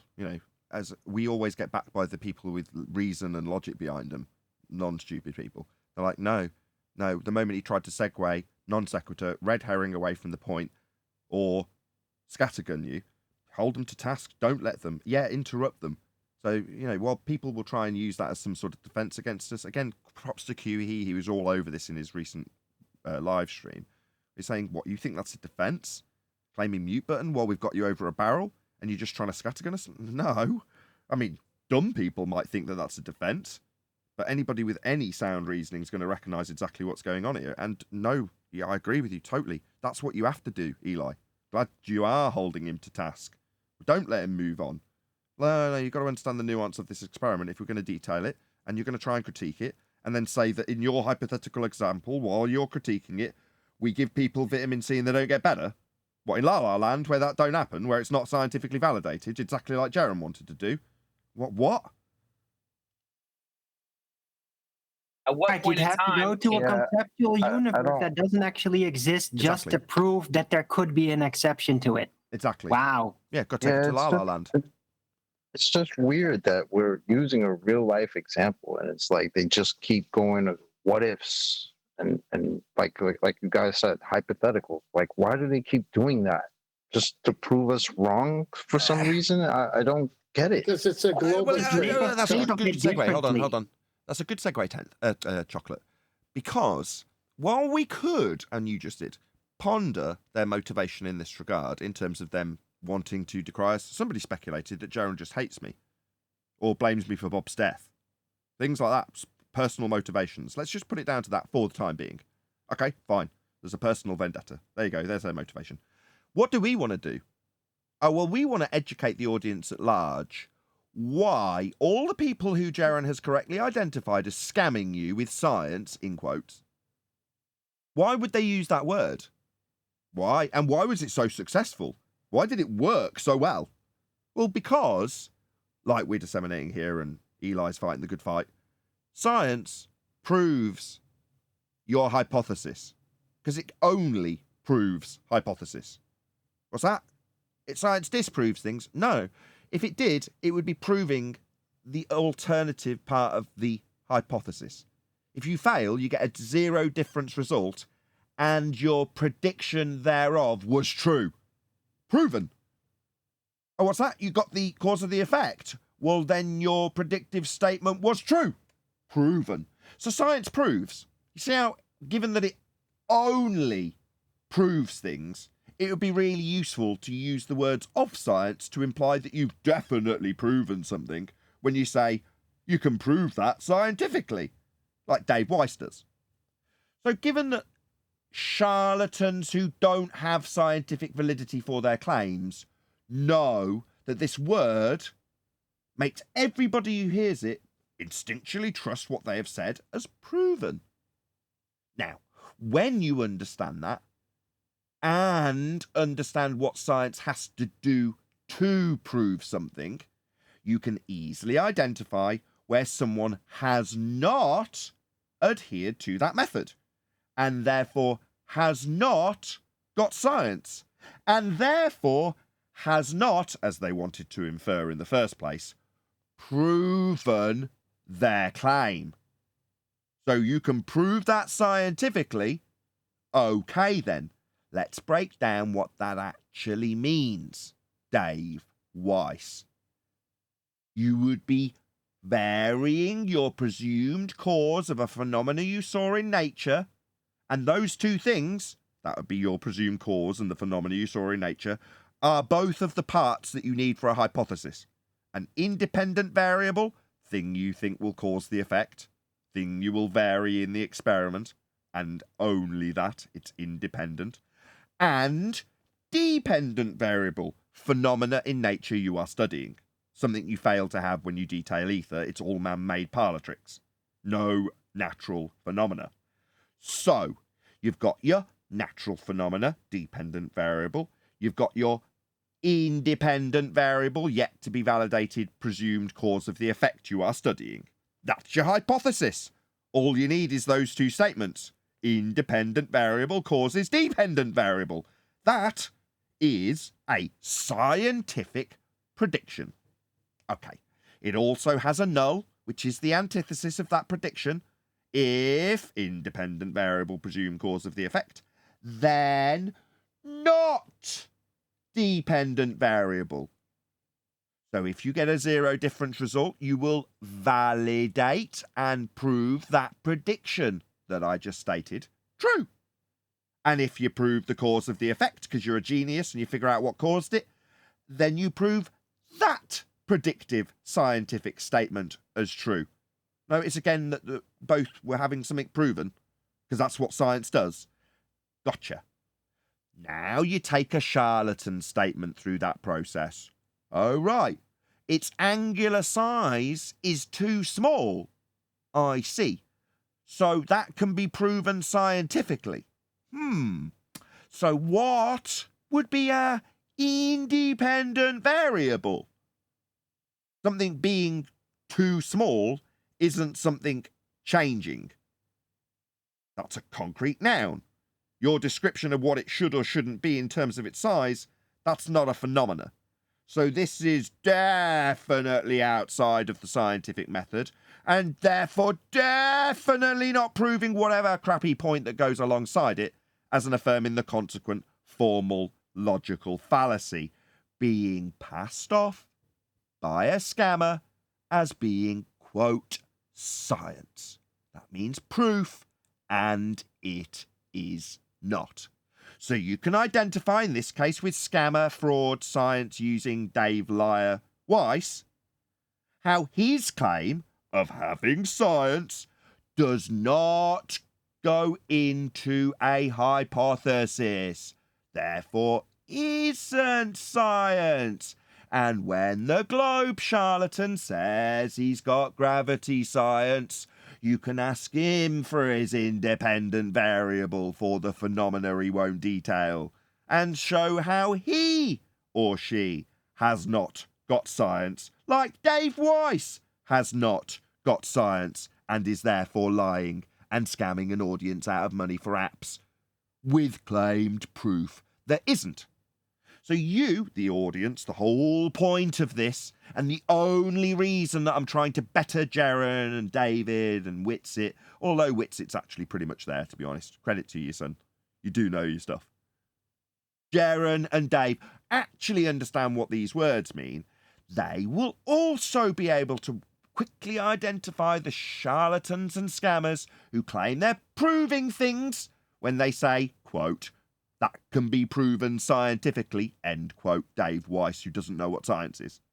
They can do a better job rather than leaving themselves exposed for scamming and lying and cheating with these words that they don't understand. Like we do with the Globers when they do the exact same thing.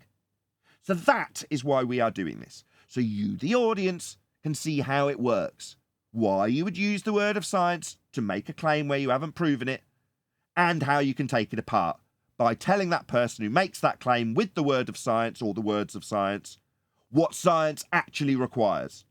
Now we, collectively, will be doing that with Dave. So you're all going to get to witness how some charlatan who says he's got science gets to understand how he's been scamming people out of money for his app. So he can blag to me about how wonderful he is while he's on his boat, having been asked how to define some of these terms he uses. That would be Dave Weiss, who is factually a scammer based on his lack of adherence to the scientific method. What Dave claims when he says, quote, "you can prove that scientifically," actually does have a definition. It's pseudoscience. That would be the mistaken belief that what you have claimed has adhered to the scientific method. That's the definition of pseudoscience. So upon examination of Dave Weiss's claims of proving things, quote, proof, Dave Weiss, with science, quote, proof, with science, Dave Weiss, you can show that actually it isn't. And it isn't science. It's a pseudoscience claim, duping audiences and then asking them for money with the lies. That's a big problem that Dave needs to have stamped out by us. Now, we are that boot, and we are going to be stamping on it because we don't like it. We don't like to be made to look like charlatans and scammers by the actual fraudsters who lie about their claims of proof with science when they don't have them. Now, we're going to put a stop to that. Dave's going to get a slap on the wrists. He's going to have to take the little beating he's going to get over this verbally because he's done wrong. He's been cheating people, scamming people, conning people, scamming people, and we're not going to tolerate it. Now, the audience has been made well aware of how Dave is scamming when we asked Witsit, his representative, about the IV, DV, CV in Dave's claims of science, and the response we got from Witsit was, "I wouldn't call that science." And I agreed. But Dave does, and then he asks for money. That's a big problem. It's making us all look like frauds, because Dave's a fraud, and he needs to come and deal with this quick sharp. So fortunately, the very good man that he is, Witsit's got on the case as Dave's representative, being as he came here and specifically told us how he talks on Dave's behalf. So he's going to be on this, all over this, isn't he? He's a good guy. Witsit. Witsit gets it. Good guy. Understands how science proves things. So, Dave will soon understand that too once he gets educated. But we all obviously need to give him a little nudge. He's had the invite from me and told me that he's too busy with his boat and stuff. So maybe you as the audience should be, telling Dave how we don't really like being made to look like frauds by the perceived leaders of this movement. You need to get this sorted quick sharp, sunshine, because currently you are correctly being identified as a fraud. Someone who says they've got proof, and they haven't. That's a big problem. Big problem for Dave, scammer, fraud, Weiss. So we can resolve it, though. We can just educate his dumbass and it'll all be resolved. Slap on the wrists and it'll all be forgiven. 2 Hail Marys and you can piss off behind the church and moan about it and then bugger off to your boat to spend all the money that you conned out of people when you didn't really know what science was. Maybe your ignorance will make me rescind the claim that you've actually deliberately conned people with these lies about science. Now I know you have, because I tried to tell you what science really was and you didn't want to hear it, did you, Dave? Which does, technically speaking, mean you knew in advance that this wasn't science when you continued to ask people for money for your app. Which does, strictly speaking, confirm your fraud. Because you did know. Ignorance won't be a defence. I, personally, made my attempts on multiple occasions to educate you on science, didn't I, Dave? Confirming your fraud. Bringing this entire flat earth community into disrepute. Disgusting. Absolutely outrageous. What's that? Sorry, Dave? Sorry? Oh, I've got a message from you. Hold on. What's that you say, Dave? You couldn't give a shit you're going off on your boat? Check out how many people give you money for your app? Is that your response? That was his response, yeah. Outrageous, right? I'd be disgusted, especially if I gave him money, to know that he's just basically a fraud bringing the entire community into disrepute. I mean, that seemed pretty bad to me. But there we go, what do I know, eh? According to these people, I'm the scammer, so what do I know?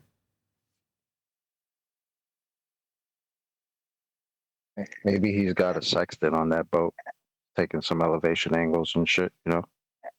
We don't need to go through that with Dave. Witsit's already all over that with Jaren's stupidity and total lack of understanding about how he thinks it's dangerous to not understand how celestial navigation works on a sphere. How dangerous is it to not understand that when it doesn't work like that for globe heads in a sphere? I mean, I don't know the danger level that Jaren's perceiving here, but I don't really understand that there's any danger. There's just a danger of Jaren being exposed for the stupidity and lack of understanding of celestial navigation in a sphere on the equatorial plane. It definitely still needs a flat Earth in a sphere, like they do it, or flag that they can do it when they're using a flat plane in a sphere. But he made really clear to an audience that it's dangerous to not understand how it works on a sphere. Very confusing. Well, not really. Jaren's just thick. But like I say, Witsit's already over that, so we don't need to reiterate that with Dave and get Dave to understand so Jaren understands between this ragtaggle of people out on their boats, counting the cash and lying about science.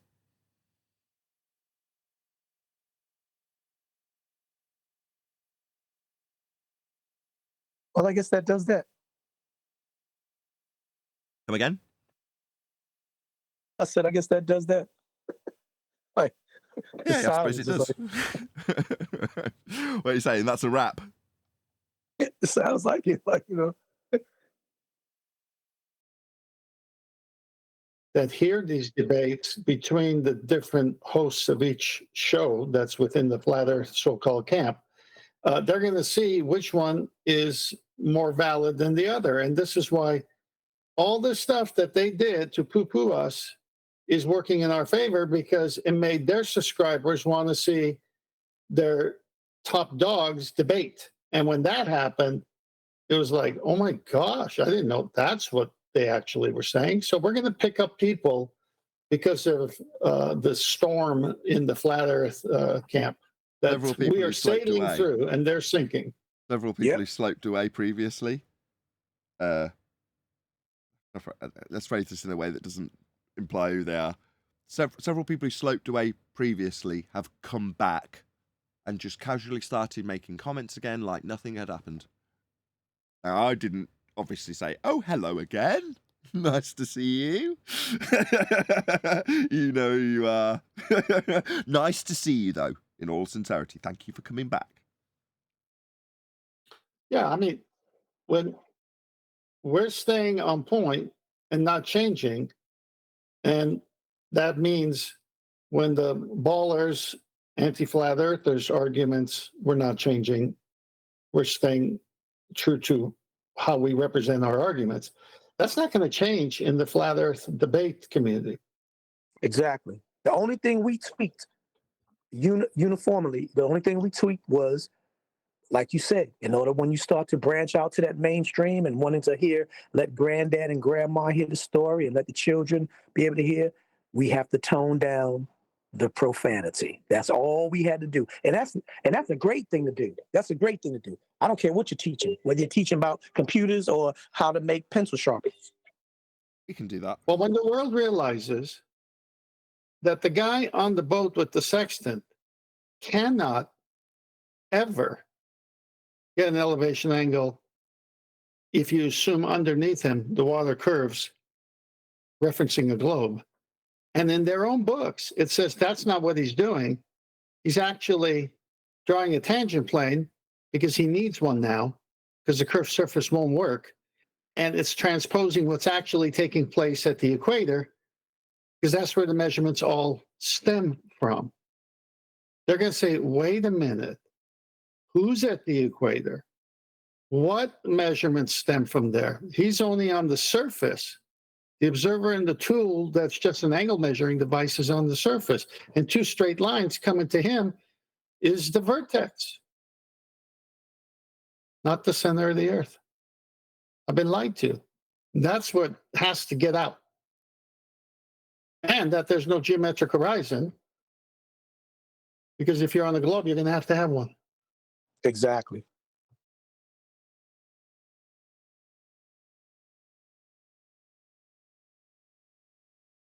Nobody claims we've got a geometric horizon. Nobody claims we can see it. You wouldn't expect to see it. Right. Why would you ever think we'd see the thing that we've been telling you for years, you stupid flat earthers, that has been blocking boats and buildings in the distance? Why would you think that we could see that now? Well, John, refracted's not here, but he'd say the reason you can't see it is because it's below surface level.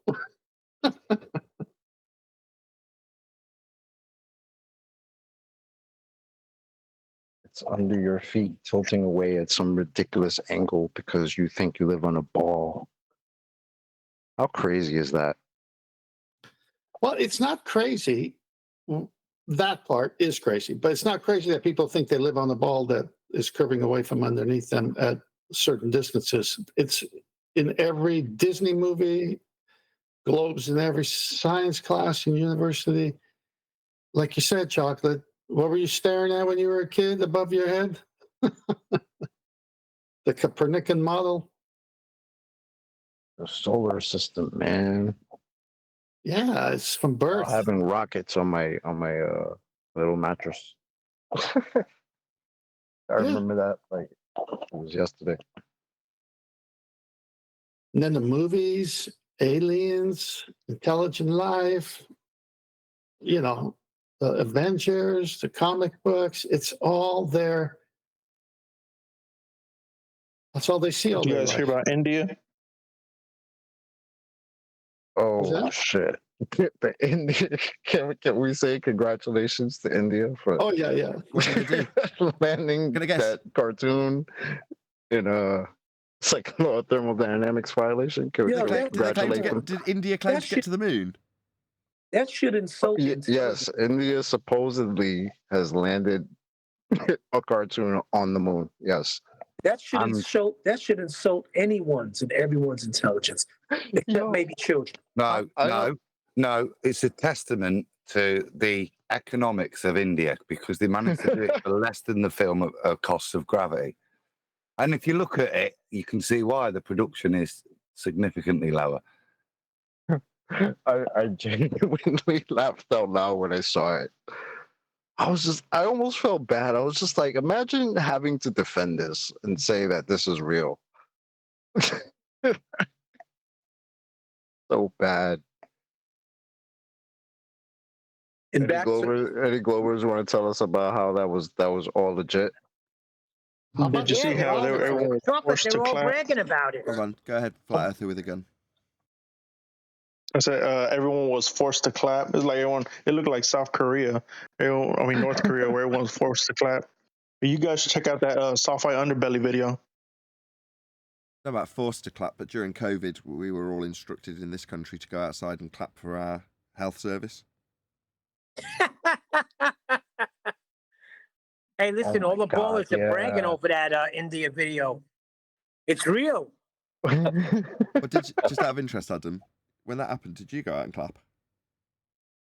No, because I'd been working that day, so I went and watched people clap, and I thought, what the? I don't need that. Go and buy me a bottle of wine if you're grateful. Yeah, exactly. Heroes got people clapping for him. Well, I was going to say the reason I asked Adam is because we were strictly speaking clapping for Adam. I used to do, Nathan, I think it was a Wednesday night at 7 o'clock, and I was usually sort of coming home in my work van, and I used to wait round the corner from my street till I knew a lot of the neighbours used to come out and clap at whatever time it was, and I used to then drive down the road with my windows down, just sort of saying thank you, thank you, and waving at him like the Queen as if he was clapping for me. Awesome. That's great. Funny. Well, this Indian mission was an uncrewed vehicle, and yet somehow they got pictures of it. And they had to curry up to get it. Yeah, that was old. I used that initially. I can't use it again. What? Yeah, that was used a long time Look ago. at the realness. Hurried up. It ain't. Not today, but it gets old if you keep using it. That's what I'm trying to say. Oh. Can we admire the reality and the realness of these pictures? Can we? Can, but if Well, we they have just- a moment, just let me they- just they're I'm going to not nip this in the spicing birds 'cause curry, it so will they didn't continue spice if I it up. don't stop it, right? We've got to stop with the curry puns because we're going to send everyone into a coma. No, that was good. Oh, that's funny. And we'll have none of that. None of that. We'll have none of that. Yeah. That's a good one. I was trying to think of that, but I couldn't think of what it was called. I was thinking flatbread. Well, it's the yeast I could do. It's the yeast I can do tough, man. I swear. Oh, shit. Hey, show the other pictures that I posted in Master B yesterday. Those are I'm amazing. stunned. Like I genuinely had to like a real laugh, which was cool, which was much needed because I've been going through shit. So this India thing really made me laugh. It was For anyone to believe this is true is straight up lunacy. Hold on. Very nice. I predict. You know what I told Witsit just now.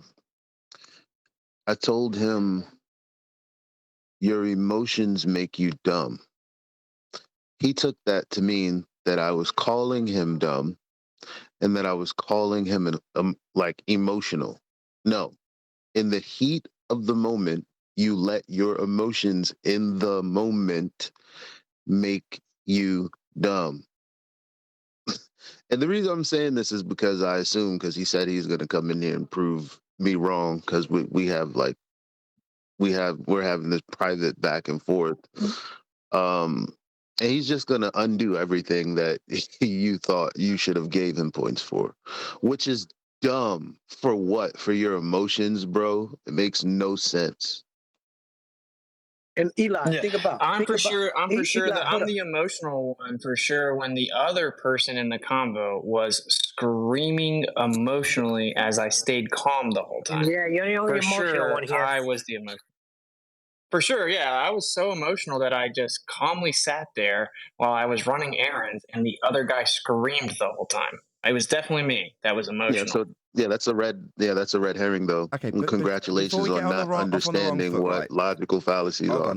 Hold on. Before we get on the wrong foot, John, you wanted to talk about Lite, and you seem to hint that you did too, right? Witsit? Yeah, we can. But real fast, this is what I want to say. And maybe today's not the moment because I have to take my wife to the airport in a second. But there is still a part of this that's got to be ironed out. And it's the whole scam part. And it's the whole beef. It's the whole thing. That's what you're upset about, right? That's what Jaren's not going to back down on as of now. I don't know that we have time to talk about that right now. But I will say, unfortunately, the conversation got very censored at that point. And I'm actually here in good faith. So we'll have to put a pause on that maybe. But if you want to discuss the Lite thing, we can, but I only have like 30 minutes. Still here, John? But Witsit, why do you think Jaren wouldn't back down, even if like you can concede that he's wrong? Like what's stop it? Is he just not? He's told us his position. That's it, right? Got this motherfucker backstage.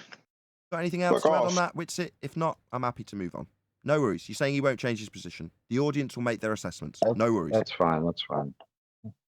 I'm saying I'm gonna talk to Jaren, but yeah, like, okay, I'll just explain it. Whatever you guys want. I mean, so the point is like this is the idea. Like I'm saying, you guys are correct that the method is empirical and it's very valuable and logically speaking, it's bulletproof. But when it comes to real life application, human fallibility is unavoidable.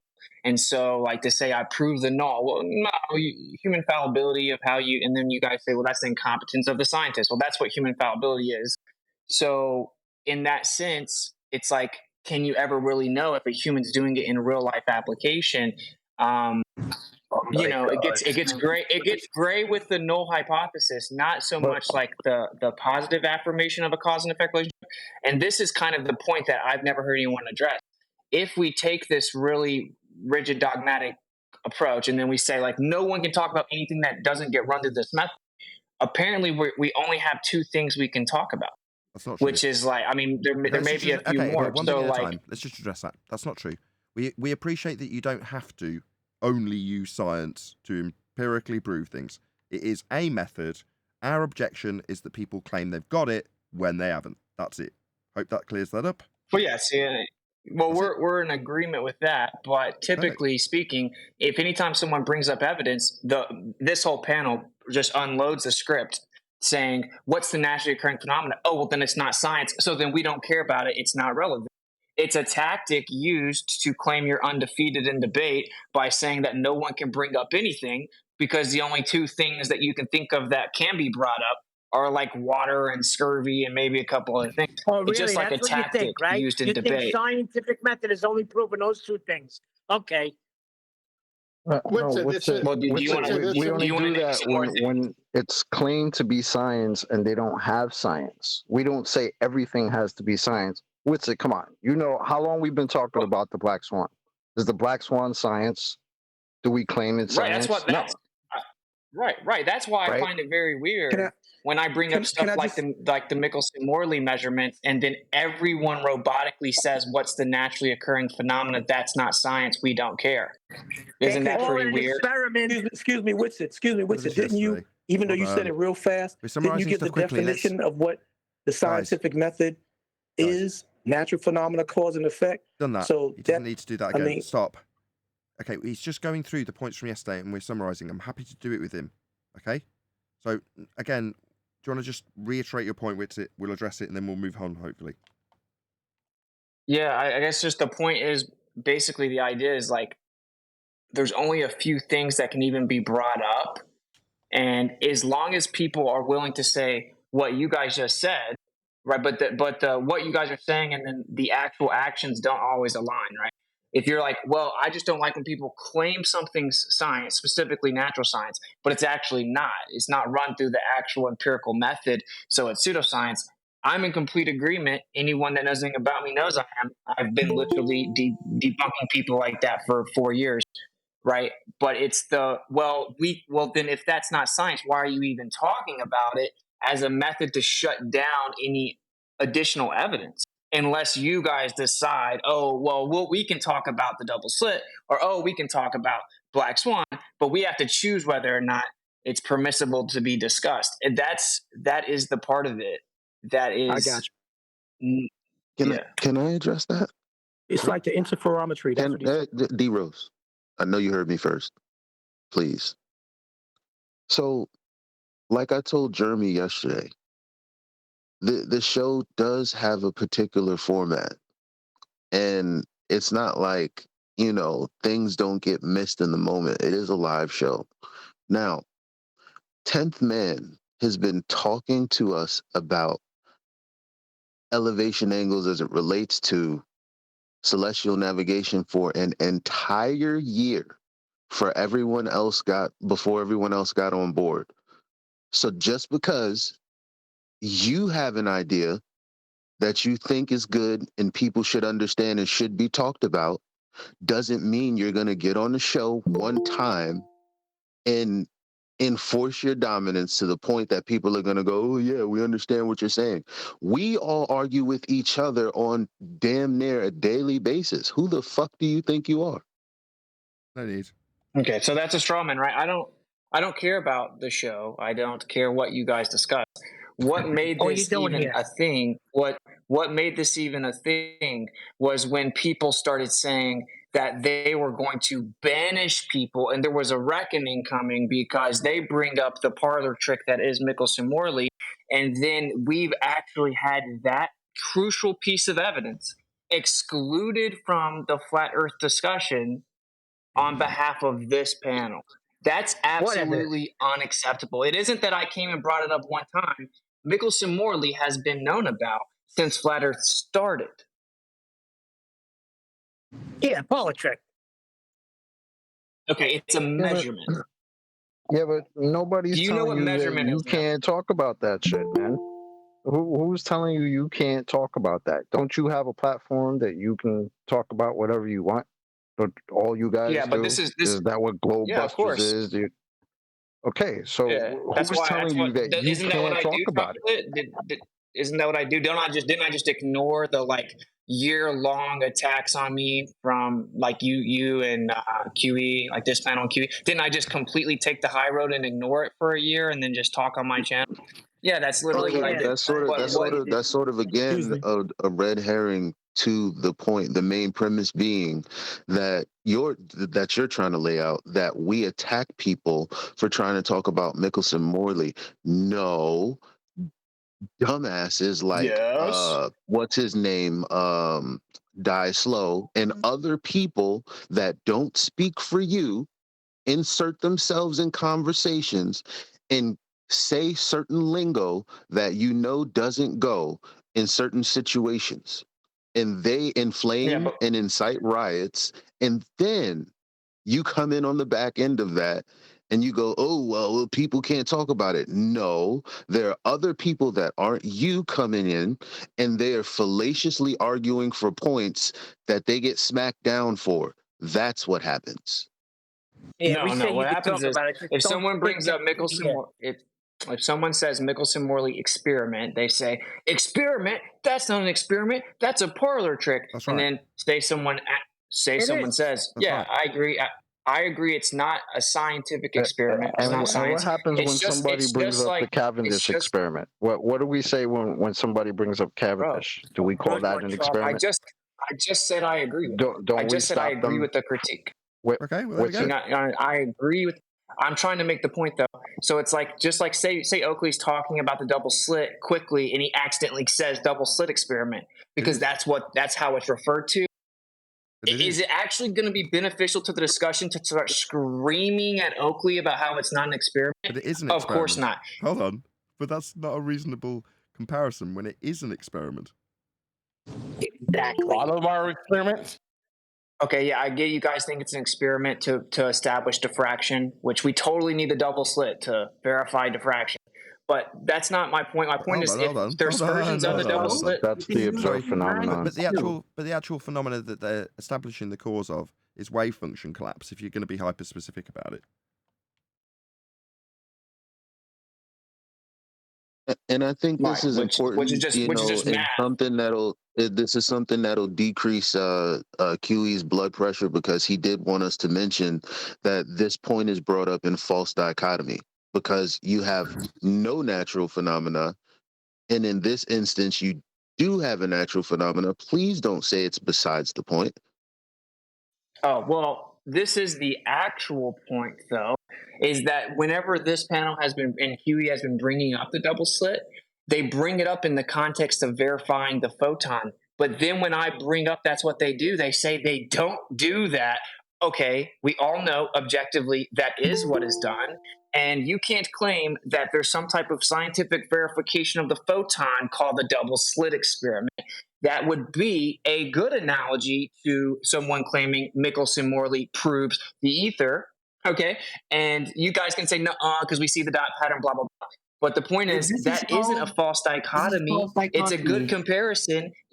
Bro, this is the main point here. When I say the double slit experiment is the proof of the photon, it's the photoelectric effect that is supposedly the proof of a photon, not the double slit. Which also the double slit experiment does utilize the model of photon, as in light quanta, for its setup. Okay.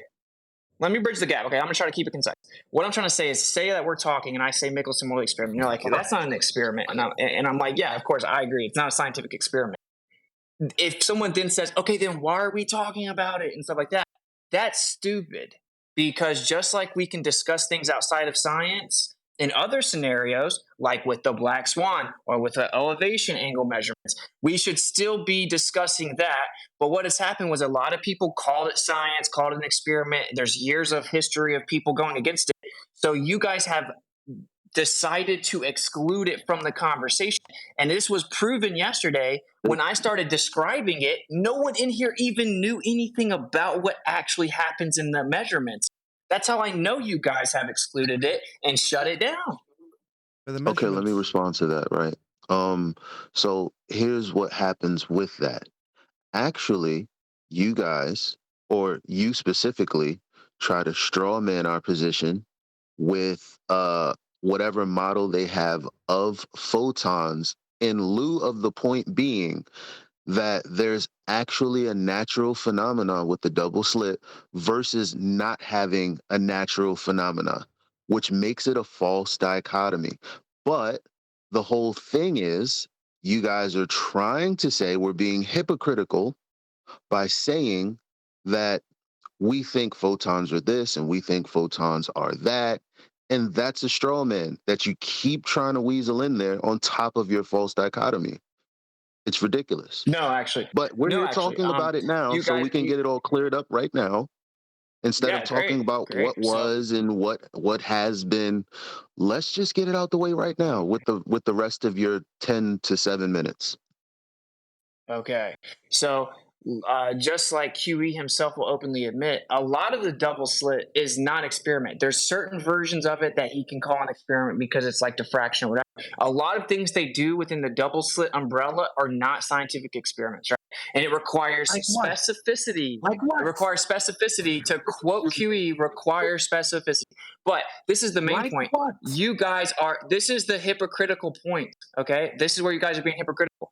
For example, say the photoelectric effect proves the photon. What? You have to reify the atomic model, the electron and the photon, claim that a photon exists, and you have to reify it at the beginning, assuming it exists, then hits an atom, knocks off an electron, and then that creates the dot pattern.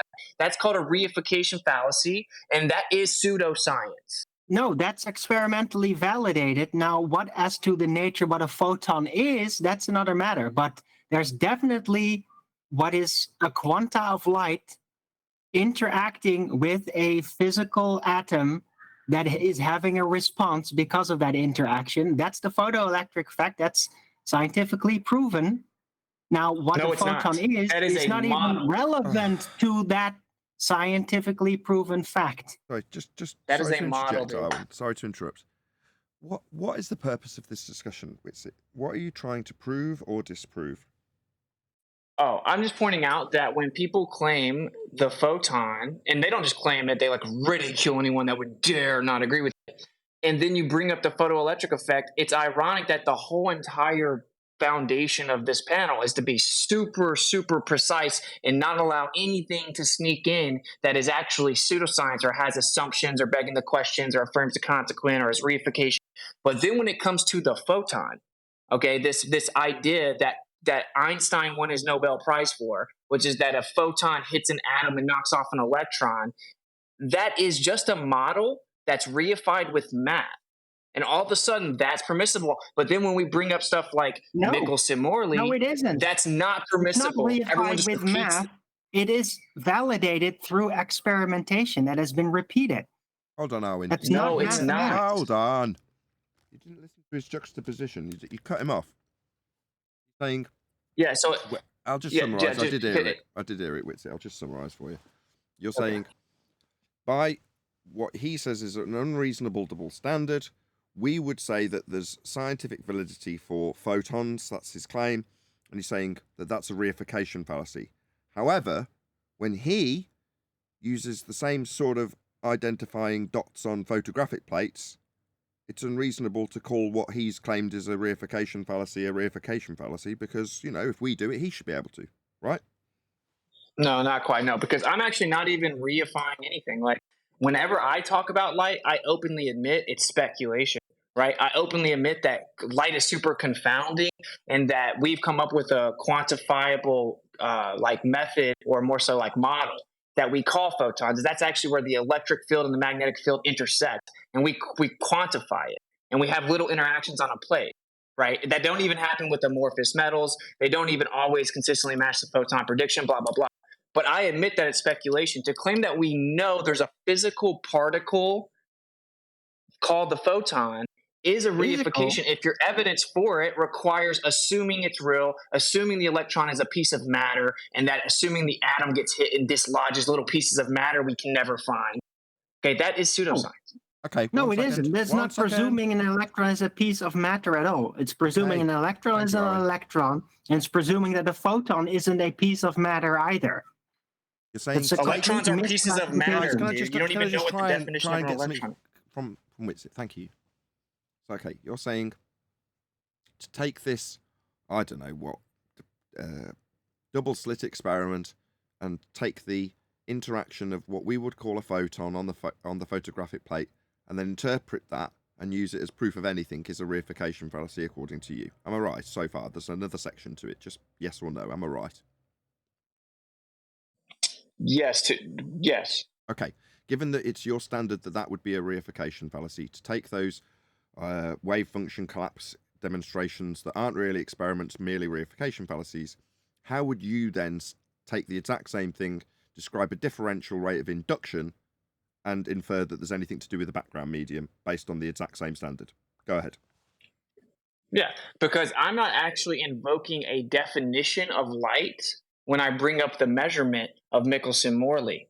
I'm just saying whatever light is clearly gets to the receiver faster in one direction and higher and changes throughout the year, and it consistently does that. Okay, now if we want to discuss what light is, I will then say I am speculating. This is my understanding of light. No one fully understands light. I separate the measurement and then my subsequent speculation. The fact there's a physical interaction on the plates is not in dispute. It's why, what causes it.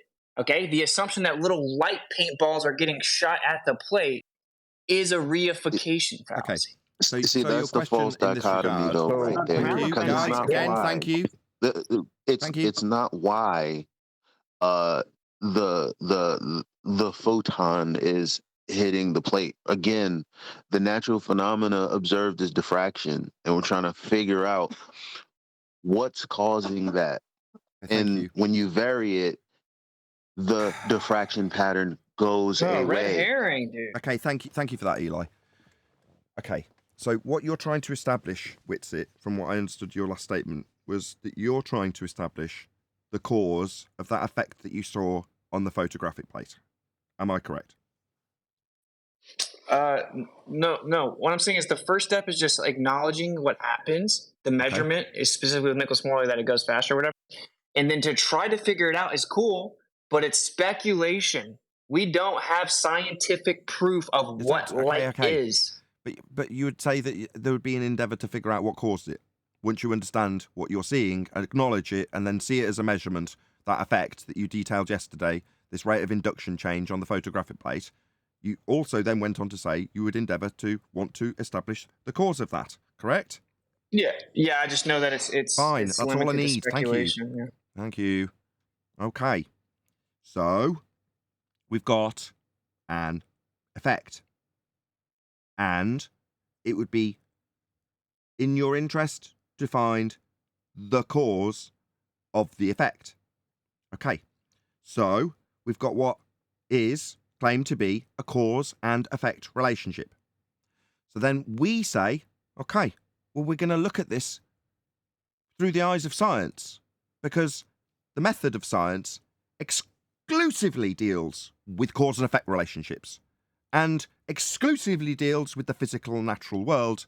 And you're suggesting that this has some bearing on the physical and natural world and that there's an entire background medium directly related to it.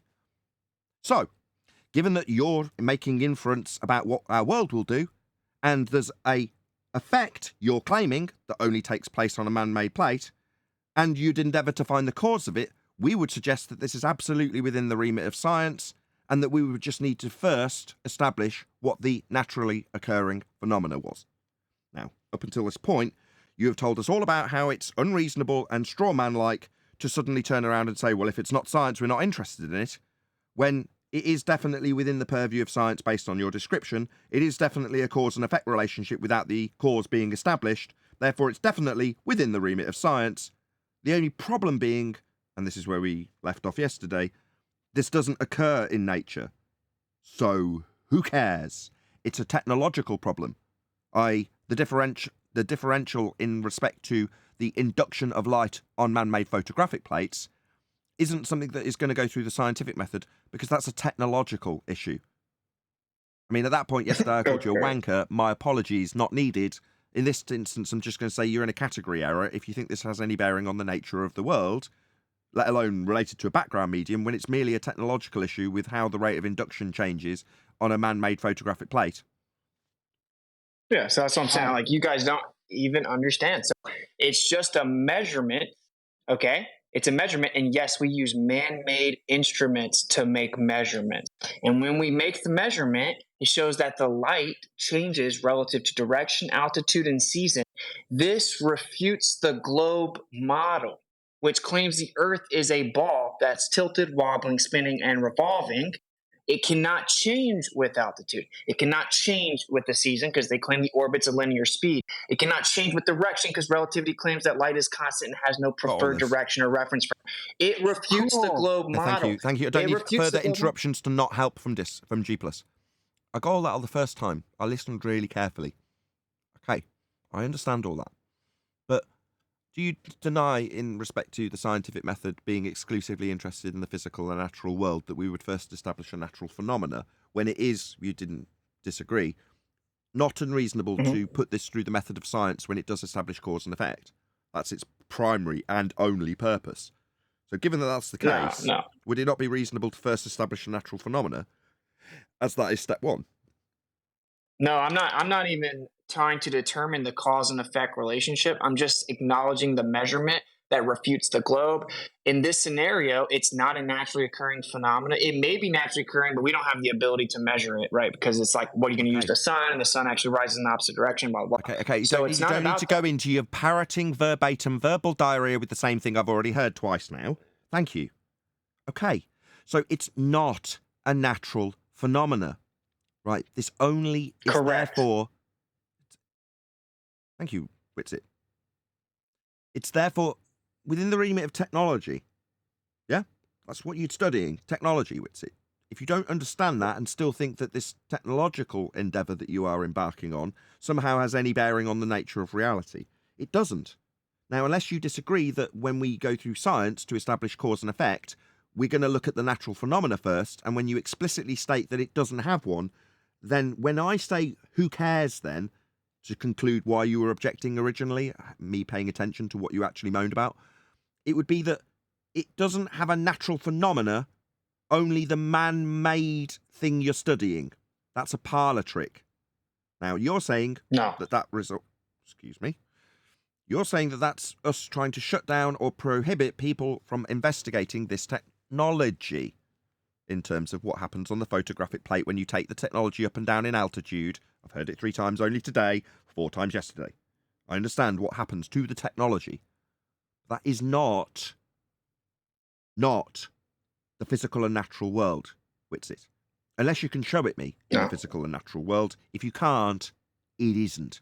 Therefore, technology, therefore not something we would be concerned with. Hence, we would be asking, getting to my conclusion, just bear with me. Hence, we would be asking, why the hell would we care when you paraphrase it into, well, if it's not science, we don't care. No, as I've just explained quite detailed, no, we don't care because it's not happening in nature. Yeah, so you are contradicting yourself, right? Because you're saying that it's not about just science, but then the first step of science is naturally occurring observable phenomena. And since it's not that, we don't care.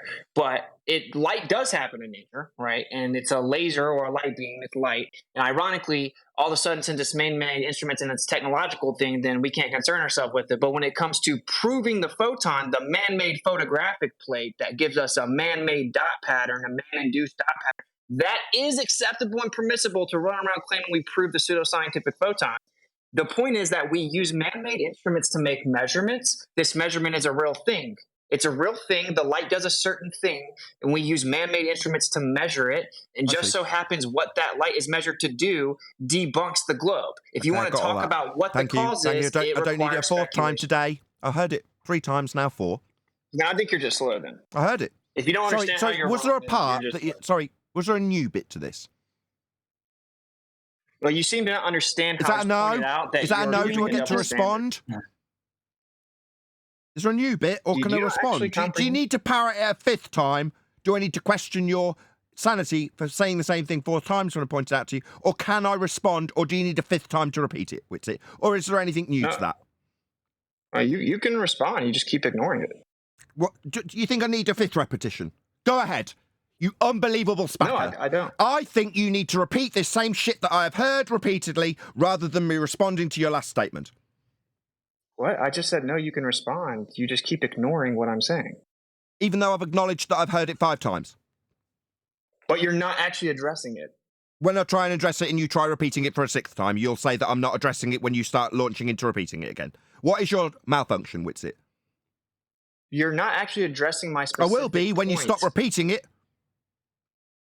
Hey, can we use man-made instruments to make measurements? I'm just about to acknowledge it. So is this a little dance that you're taking on so I don't address it, you coward? I'm going to address it when you stop repeating yourself and this little segue stops. You just have to shut up for me to do that. It means that eventually you'll stop this little game that you're playing and shut up. Or we'll carry on indefinitely and I'll still remember the point I was going to make. I said go ahead for like 5. So that'll be you talking again. The rate of induction. Okay, I gotta go. Okay, oh, I see. What a coward. What a total coward. You managed to successfully obfuscate me responding to it. So let's pop Witsit on mute because he said he's got to go, and I'll just address the audience because this coward has thinking he's successfully obfuscated my rebuttal to him. No, pop him on mute. What a total cunt. Anyway, while he's telling us all about how he's got to go, and I don't get my chance to respond, about the rate of induction that he claimed. Now, that rate of induction is going to be measured with the thing that he's just decried, because the rate of induction would be of the thing that we, unobjectionably so according to him, call photons. Because that's where you're measuring this rate of induction change, isn't it? In those things that we call photons that you object to? No, you're changing the subject. No, you're not measuring the photons' rate of induction change that I clarified specifically with you.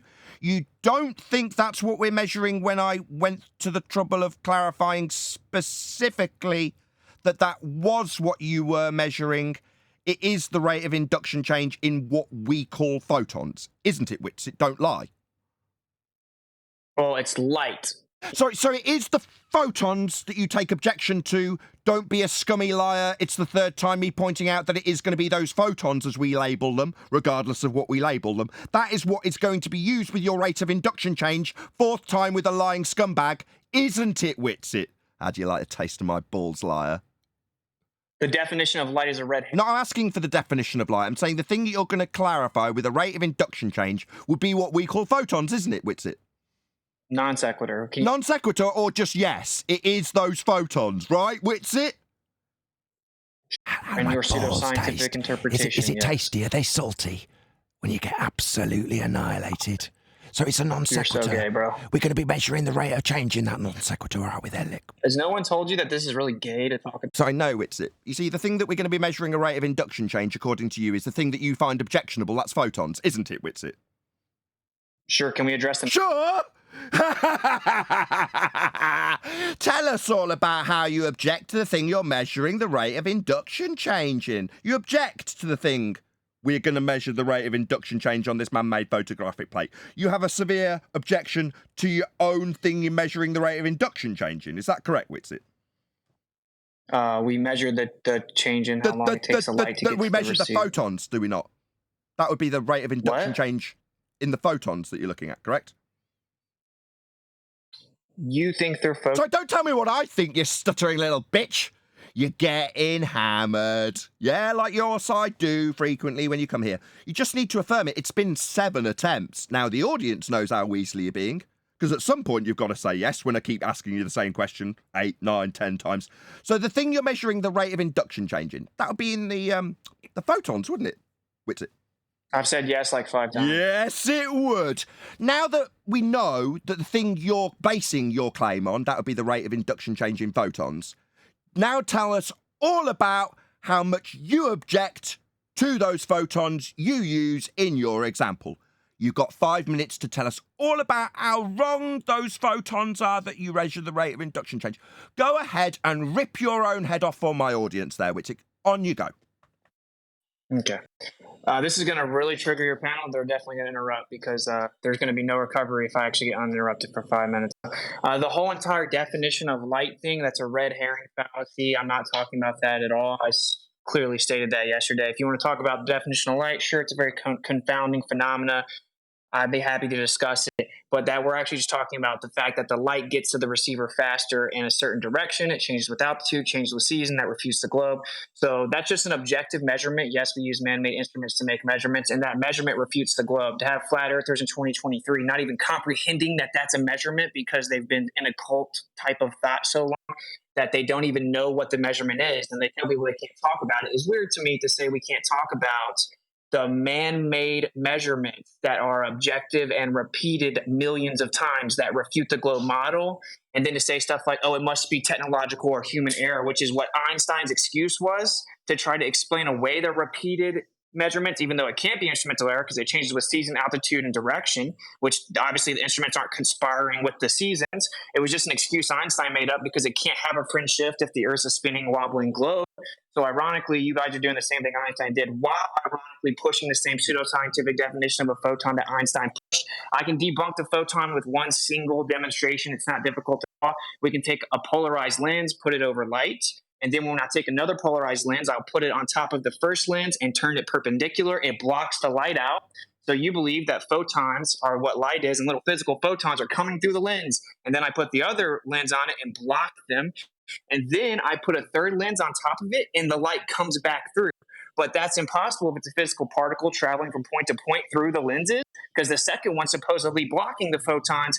So as I add the third one, it all of a sudden comes back through it. It's called the Venn diagram paradox. It's called the quantum paradox. It objectively refutes the photon. None of you guys will ever rebut it. You'll just straw man kind of what you think I think light is or whatever.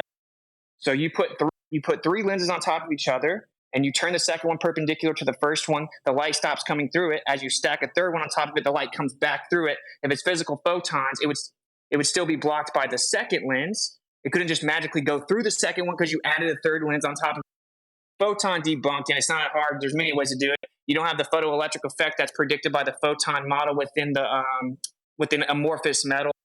Amorphous metals actually don't comport with that. I debunked the parametric down conversion claim. I debunked the photoelectric claim. Like a year ago in my presentation, no one addressed it. And in conclusion, because I actually do have to go take my wife to the airport, the main point is you guys kind of have this script where you're like, you can't talk about anything except for these two things. I don't need anything about this. I just needed about how you would debunk the photon and its rate of induction change. So that's how you debunk the thing you use and claim a rate of induction change for. That's how you debunk the photons you're claiming a rate of induction change. That's how you tear your own head off, is it? You already admitted it, Nathan. Like I said, I gotta go. You guys will never address the lenses. You'll never address the Venn diagram paradox or the quantum paradox. You'll never address the actual objective measurements that refute the globe. You'll just play these little games and then claim I'm claiming the photon, which is just weird. I just said the photon can't be true. Sorry, you are claiming the photon. You're claiming the rate of induction change in the photon as it interacts with the photographic plate. I got a yes. It took 6 attempts. You tried to lie about it. I cornered you and you admitted yes. That is exactly what you have just debunked. And also, according to you, you've debunked it, but also the thing you use in your rate of induction change. No, you tried to... No. Yeah, I got you to confirm that you were definitely talking about the rate of induction change in a photon. No, I don't believe... Yes, you were. You admitted it. It took 7 attempts, and now you're doubling down that you weren't describing the rate of induction change in a photon, and you've got to suddenly go, well, you double down that you weren't talking about it when I got you to confirm that you absolutely were. You also, in a very Weasley way, tried to segue away from it when John brought it up yesterday, and you told Adam it was non sequitur, and yet here we are with you admitting that the thing that's got a rate of induction change is actually photons. Okay, so once again... Okay, it definitely isn't. It makes you seem very Weasley and like a liar, because what you're debunking, according to you, is simultaneously the thing you've got a rate of induction change to claim a background medium with. Hey, Eli, you remember I told you he's going to start censoring me again and his apology is fake? But really, your response to the fact that you're debunking the use of photons and a rate of induction change therein, you're claiming to debunk the photons you're using in your example, and your response is to tell me that I'm censoring you. But what do you let me respond instead of interrupting? You're back to your... Stop interrupting me. So I don't believe in the photon. You asked me, is it the same with the photon? Okay, if you don't believe in photons, why are you describing their rate of induction change? Okay, I gotta go, dude. I don't... It's not the induction... Really? When I ask you why you're using the rate of induction change in photons, which you confirmed you are using, you've got to go and claim you're being censored? Oh dear, this looks really terrible, Witsit. Because I actually have to take my wife to the airport, dude. She just walked out with my daughter. No worries, bro. then sod off You and don't I'll even make my know what you're conclusions about you double speaking. No, we're not. That's... I don't need any help, thanks, G+. You can go, Witsit, you're excused. Fine, no worries, I understand. I can make my conclusions without you about how you've just spent a prolonged period debunking the thing you actually use with a rate of induction change. Doesn't matter what we call it. I don't use the photon for the rate of induction. It doesn't matter what we call it. We can call it X. X is the point of light on the photographic plate. Doesn't matter what X is, but it's also the thing you've just debunked. X is what you just went out of your way. It can't be a physical particle that Are you trying to censor me, or have you got to go to your wife? Was it, I've got to go to your wife until you start summarising how badly I've lost, then I'll talk through you and censor you? What gives, Witsit? You were censoring me a moment ago, now you've gone silent. You going to go? Has he gone? Oh, he's finally gone. Now that the censorship's been pointed out that he just said he was going to go and then talk through the conclusion that he has decried the very essence of the property of the thing he says a rate of induction change is proving a background medium with. Because it's a measurement of a rate of induction change on the photographic plate. Only observed on the photographic plate when man fiddles with it.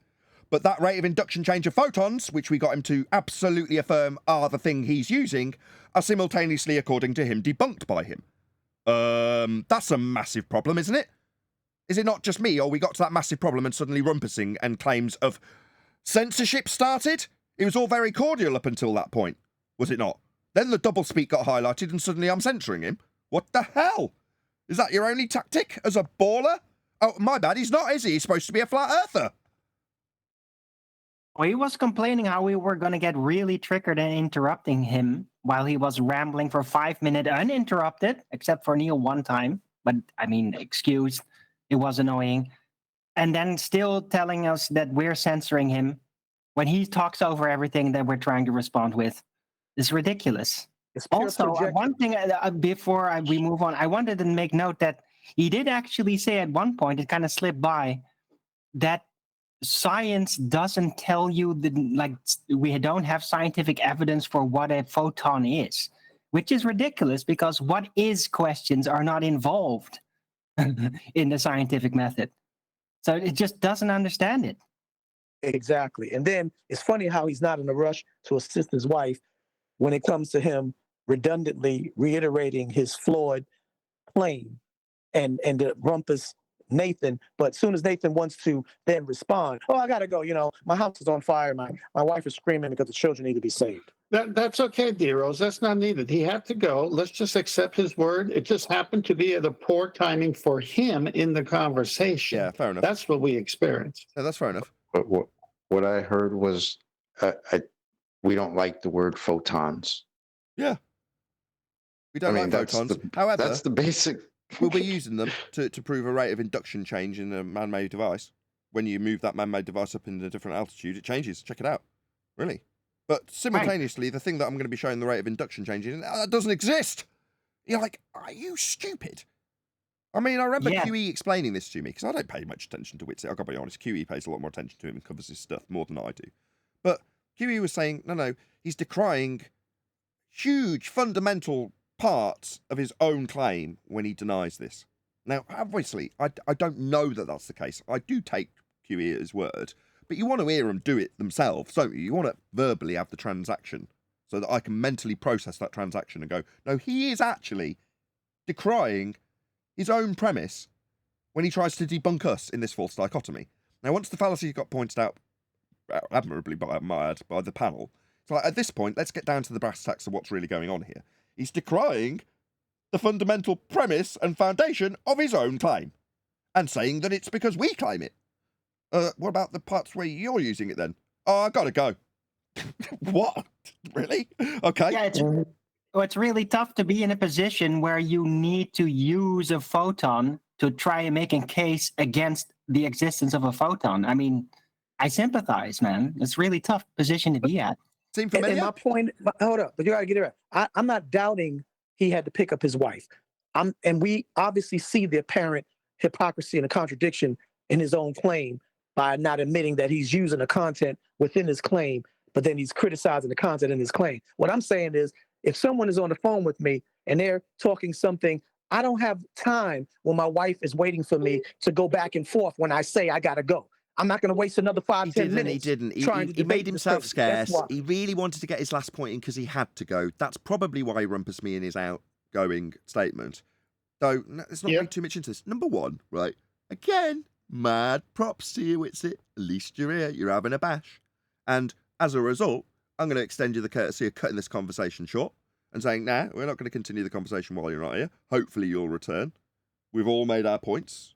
You've made yours. We were reasonably respectful of one another. I talked over you a bit. You talked over me a bit. That's how it should be. You know what I mean. So hopefully you'll return again. Just to prove you're a scammer. Don't forget that. Right. Our opponents, as they have now become, will always use underhanded tactics against us, and we can rise above it like we always do with the ballers, can't we, Neil? Can't we, Neil? This is when Neil's quiet. Don't forget what he's intending to do to prove you to be a scammer, which is impossible because you're not a scammer. So I don't know what he's doing. No, not him. It wasn't him. Number one, It let's wasn't just him. explain something to Neil. The amount of people who have laid it out in black and white in the comment section about how bad this looks on them collectively. It looks awful. Now, if they keep doubling and tripling down on it, again, people have made this clear in the comments, it will get worse. Now, according to people in the comments, of course it's anecdotal, they're suggesting that the support is waning and it will continue to get worse based on them doubling and tripling down on what is glaringly obvious to the audience based on their time here. Now, Witsit is trying to salvage that. More power to you, son. I hope you succeed. Maybe we'll eventually learn something from you, other than that you're contradicting your own premise by decrying a fundamental part of it, telling us that we're wrong when we say it. Okay? But those sorts of things will get thrashed out here, and we'll progress. Now, at the moment, the only one who's actually doing that, or trying to have some positive outcome, is Witsit. So, as I say, let's stop talking about Witsit for now. Hopefully he'll return and talk about Lite when he's got a bit more time, and we'll have that discussion with him. Because that's a fantastic discussion to have with someone who's essentially Bob's replacement now, isn't he? So great. That's something I want to cherish and try and hold sacred and not piss him off. So in this respect, I hope the mild amount of mutual respect we have built up over the last couple of days with Witsit continues to grow, and we'll continue to have other great discussions like we've just had, where we win. Yeah, and he's much better than Bob. Bob would never come on and have a discussion with us. Witsit has. I mean, I look. Okay, but seeing as well, I guess that personal stuff doesn't matter. The bottom line is, even though the conversation is progressing, his lingering idea and need to link you back to being a scammer is still there. His need to explain to your audience, as well as other people, whoever will listen, that you won't allow him to speak and you will censor him on the very conversation you just had where he tried to censor your rebuttals projection. It's still happening. So, all right, let's see what happens on day 3. Now, mind you, it's okay because everybody is hearing it happen. That's the point. Sorry, he came in here to prove that you wouldn't be amicable and you would be a dong. Okay, you're focused on Witsit. I get it, Eli. Just repeat yourself, Chocolate. I was just saying it's okay. Just everybody will hear that, right? And that's the whole point. Everybody can hear him say, "Oh, look how he did it today. Oh, I bet your panel's going to get all rowdy and rumpus me." And then we just sat here quiet for like 5 minutes while he spoke. Even me. So yeah, well, yeah, except for that one. But I mean, he kind of played himself with that just there. It's like they've already painted us as the enemy, right? For some reason or another, and they're just trying to poison the well for everybody else. Yeah, but Chocolate, that was a good point you brought up with Cavendish. Freaking spot on. Go on. But that's the point. Eli. Just wait for Discord. Go ahead, Adam. No, hold on, Adam. Hold on. Go ahead, the book. You can't sometimes hear that there is somebody in the queue. Go ahead. Yeah, I'm actually one of the critics, Nathan, that you say you fundy mute sometimes as well. But let me say this conversation was actually progressive, so I can't say that you say there was a progressive conversation. Yeah, even though he was I did this for your benefit as well as everyone else's. Yeah, there's always going to be a bit of fundy muting when there's a back and forth and you feel that there's an interjection required in the conversation. So yeah, people will just ejaculate straight through the conversation if it's felt necessary. Now, you can just immediately call foul and go Fundy muting. Not necessarily. If it's a reasonable objection to the point that's being raised and requires a stop to the conversation because of a fallacy being committed or something along those lines, then that is a reasonable interjection into a back and forth that would be tolerated by any reasonable person. Fundy muting 100%. isn't that, though, is it? Fundy muting is like Jaren saying, yeah, you're a scammer. Yeah, that's the 6th time. Yeah, that's the 7th time, Ellen. Yeah, that's the 8th time. Yeah. When I'm trying to conclude a point. It's not like they've got a decent interruption. It's not like they've got a reasonable objection. Or Witsit, when he makes a point, then launches into reiterating the same thing he said 6 times to distance himself from the point he's just made. Yeah? Hogging the mic, holding it up, muting everybody else. So there's no response coming right after the claim because he's going to repeat the same thing for a 4th time or a 5th time. Yeah, these are tactics that you just have to get over. Now, like I say, sometimes you can call foul and it's reasonable to call foul. Sometimes you can't. Sometimes people will say, hang on a second, he was making a point and you talked over his point just to stop him from talking. You go, yeah, I did. Totally unreasonable. You go, yeah, it is. They go, well, hang on a second, you call foul when they do that to you. Yeah, I do, don't I? What's your point? I'm a prick too? Yeah, I am. Sometimes I'm a prick. What do you want? I'm a person. I'm normal. That's what people are. People are not infallible. People are fallible. Okay? So, yes. Does it change the outcome of a discussion back and forth when there's a conclusion made and somebody then interrupts? Right at the point that they've lost, they've conceded, and then they start interrupting by feeling that they've got a need to call you a scammer in the middle of your conclusion, or feeling that they've got a need to reiterate their point for a 7th time through the top of your conclusion. No, that's not reasonable. That's the difference. So if you're saying in Discord, there's going to be certain points where you just start talking straight through the top of him, and all we can hear is you talking over him when he's already in the middle of the conversation. Yeah, that's going to happen on both sides of the conversation. And upon assessment of yesterday's back and forth with Witsit, I did it to him, and he did it to me, about 50-50. You know, no bitter taste. Not going to go round claiming he's Fundy muting and it's outrageous. He's not rumpus. But neither am I. Now, do we all do it naturally? Yeah. Would you do it naturally in a conversation face-to-face? No, because there's non-verbal communication going on. Yeah? And if you start talking over the man standing 6 inches from you and he balls up his fist and starts rubbing it in his palm, there's a good chance you'll shut the fuck up immediately. Because you'll be scared that the guy might lamp you in the face. Like, genuinely. That's non-verbal communication. Right? Now, over the internet, you can do whatever the hell you like, right? And you can get away with it most of the time until someone cries foul. Then people start to look at and assess whether or not it's reasonable to be interrupting at that particular moment and what the interruption is. So when Chaiki yesterday is Fundy muting and I shut down the line, conclude my point and then open it again, and what we hear from Chaiki is, because he's a scammer, because he's a scammer, because... Is that a reasonable interjection? No, it's Fundy muting. A way of stopping the audience in Discord in that instance from hearing the conclusion, because it shows that he's wrong. Anyway. Nathan, after Adam, I'd like to involve Adam with a back and forth. Thank you, the book. Go I ahead, just Adam. want to say a short remark, and that is no, Nathan, you're a meanie, so all your arguments are invalid. Fair enough. Go ahead, Adam.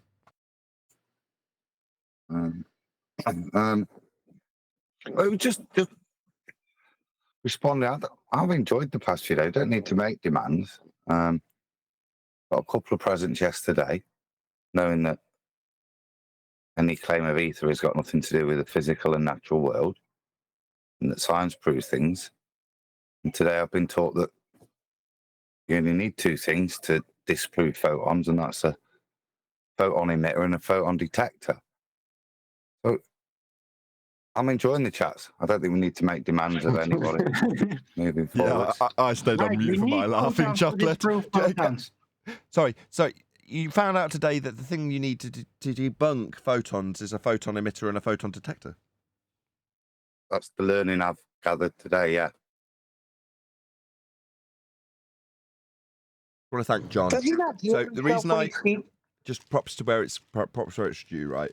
Where John was really trying to get a win, that win I got today was John's win, right? I essentially stole his thunder, right? But I only got to steal his thunder because he educated me in the pre-show, as you can all listen to, on how Witsit was doing what Quantum Eraser has detailed many times before, snatching his own wig off by decrying a very fundamental premise to his claim. Well, that was reiterated to me by John, and then I just held Witsit to task once I got to the point that it actually explained that verbally enough for the audience to follow along. Then I just seized the moment because I can. Yeah. Yesterday, because that's when I had John's line went, didn't it? So I tried to lead him there, and that's when it was dismissed as irrelevant or straw man or whatever. Yeah. So no, I think he called it a red herring. But anyway, red herring. Yeah, red herring. So that was a proper group effort. Today's learning. That's how you disprove a photon. Proper group effort between John, Adam, and myself. That was so. John got the ball rolling. Adam laid out the table in the middle, and then I scoffed the piece with all of them at the end. So the three wise men defeated the three stooges. Brilliant. What? What No, an outrage. It's not really us defeating him. The thing is, though, right, it's even smarter than that, really, as much as I'm blowing our own trumpet here. Right, he's snatching his own wig off, as Chocolate puts it frequently, which is to say that he is undermining his own argument, but he's trying to put the undermining of his own argument into a false dichotomy where we claim the part that undermines his own argument, aka photons. So here's my rate of induction after you use a photon emitter and measure the response on the photon detector. I mean, if I'd have had that in my arsenal, I'd have definitely stolen that, Adam. That was brilliant. Yeah. Wasn't that the Van de Graaff particle accelerator issue as well when they were using that? There's been several examples. Like I say, QE's covered it a few times. Now, because I don't listen to Witsit generally speaking, I've not heard him talking about a Van de Graaff generator, but I have heard QE, covering Witsit talking about Van de Graaff generators. And you're like, okay, now I know QE will be able to keep the context firmly in his mind's eye when he's covering it, but for me, because I hold so little, I don't really care about ether, if I'm honest. So when you guys are like, we must start a war over this stuff, I mean, I'll get involved when they come in like now, but I don't really care, is the real truth of it. So I don't pay enough attention to go, well, how is he undermining his own claim, as QE has put forth many times? But having John explain it yesterday, or was it today? I forget, it doesn't matter. But having John go through it with me, refracted curvature John, just cemented it to the point where when he Witsit went through it and did it with me and you, now you go, oh right, now I get it. He's undermining his own bloody arguments. By the way, I knew that. I was waiting for the hammer. All right, Adam. Let's Nathan, can you post the image in Master B of the atmospheric refraction table, according to the site? Got it. All right, Adam. What? I know. Don't worry about it. Atmo, what now? Stop it. Okay, here we go. Adam, in celestial navigation, why are we instructed not to take sights 15, sometimes 20 degrees above the horizon?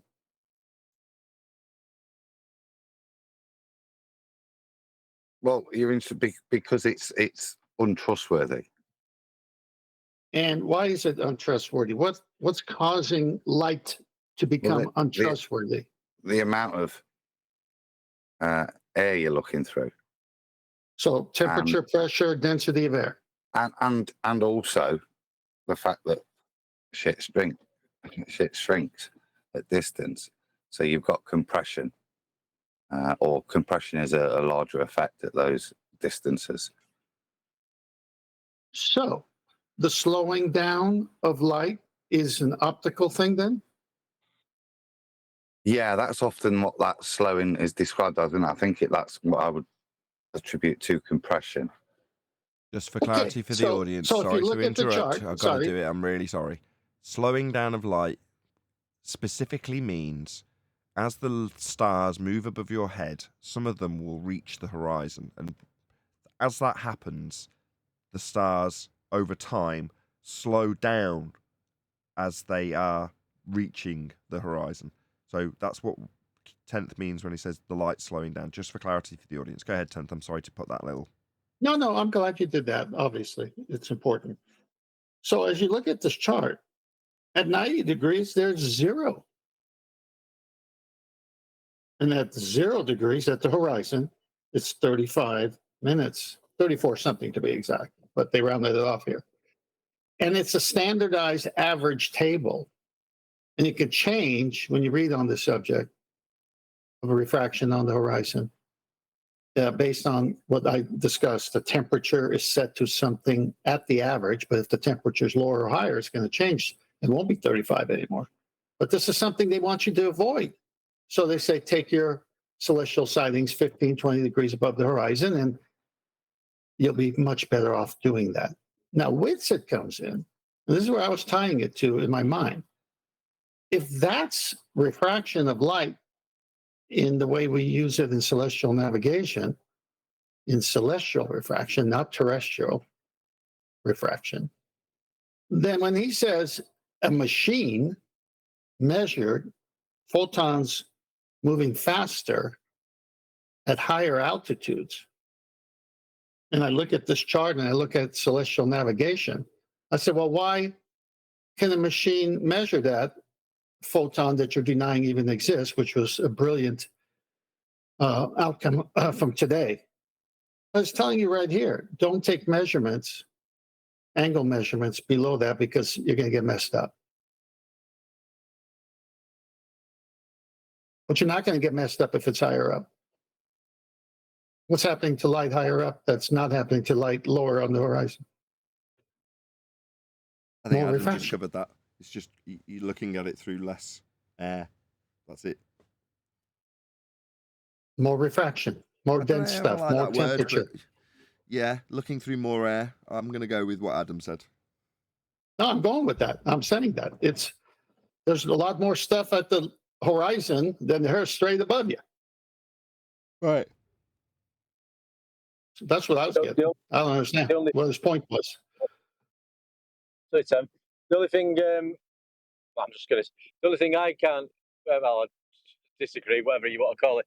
You know, when you say, when we say the star's slowing down, is that the correct thing to say? Is my point. No. Yeah, the rate of angular measurement that you would take over time slows down. Right. Yeah, so kind of lingers a bit. So it's like an equipment effect. I mean, even the effect itself is like the reading of it. How do they know that it is light that is doing anything when it's basically a reading within an equipment that is showing this aberration, this unexpected phenomenon that isn't natural because it's in that device? Either. I don't know if I like that word. It just is what it is. That's what they do. So the light traverses over your head at a given rate, and that rate remains consistent till it gets about 10 or 15 degrees above the horizon. And then as that star, or whatever you're observing, moves towards the horizon, it slows down that rate. That's it. That's what it does. There is no right or wrong or expected, not expected. That just is what it is. That's what it does. That's what the lights do. Yeah, but let me finish. The celestials. We don't Armin, even know what they please. are. Armin, let me finish. No, but they do it. Yeah, that's why I put that chart and said atmospheric. You know, I wouldn't do that, but I have to put it because that's what they call it. All right. So we're using some of their terms, but I did all that on the heels of Witsit, only to say this. You got to ask the right question. And the right question is, why do they do refraction corrections in celestial navigation? And there will be your answer. And I'll give it to you right now. They do to establish a true altitude against the 90. Right. Yeah, it's corrections with respect to the baseline. In other words, you're saying, why would you do this? It's not because the light's slowing down. It's because you need to get your reference to the ground that you're navigating. That's a secondary. Yep. The primary objective is what we've had on screen flashing by, like with this boat now, right? Right. See, that's why in the to dip or not to dip is such a powerful argument. I know Brian doesn't care for it because he's only looking at it one way with the anti-flat earthers, and he just wants to make sure they're using the sea surface. I don't even disagree with that. That's what you are doing with the Mariner sextant. When you go to the bubble sextant and the artificial horizon in the form of a pan of mercury, there is no dip correction because you've already established that horizontal, because you are using a horizontal. So the only thing left is the rate of refraction. And that, you can see what the chart says. But it's what's the purpose for the refraction in the correction tables? It is to establish the true altitude above the horizon of the star, in the sense that you must have a 90 to subtract your altitude from. So it's got to prove a true 90, which proves the Earth is flat, because it's just to establish 90 correctly. About the angle. It's really about the angle, and angle critically tied in with the 90 degrees. And like, where it's not relevant as to where these stars supposedly are. It's just the angle. And hey, angles is all we really have, right? And I was wondering about that, what he was saying, like, oh, the induction rate is different. Is different with what? Like, different with some measurement towards the stars? Like, was that different with the rate of induction changes with the variation of the altitude of the equipment, according to Witsit. But I mean, you can ignore all of that, Arwin. Photons aren't real, according to him. So who cares what the photons are doing? I agree with that, but I'm still curious as to, like, just understanding broader as to what that weird aberrant effect is. Not being science, by the way. It's just curiosity. Do you think he realised how badly he was snatching his own wig off by trying to decry a fundamental part of his own bloody argument? Do you think he realised? No. Yes, with that silence. When he left, yes. The last time you asked him, that silence you got, I think that was him realizing. This is why, when you drill down and you're patient, in the back and forth with these guys, all this stuff comes out, because there's so many layers that they don't want you to know about. And today, another, like Adam came in, he says, yesterday they gave me 2 gifts, today they gave me this one. All right. To deny a photon, you have to have a photon detector and have photons. With that, I'm going to say another huge, massive, enormous thank you to both Discord and G Plus panels for making today's after show possible. And of course, a massive thank you to all of you in either Nathan Oakley 1980 or Nathan Oakley Premiering streams for hopefully smashing the super chat, liking, commenting, sharing, subscribing, joining as a Nathan Oakley 1980 channel member, gifting out memberships, hitting me up on PayPal, and all that good stuff.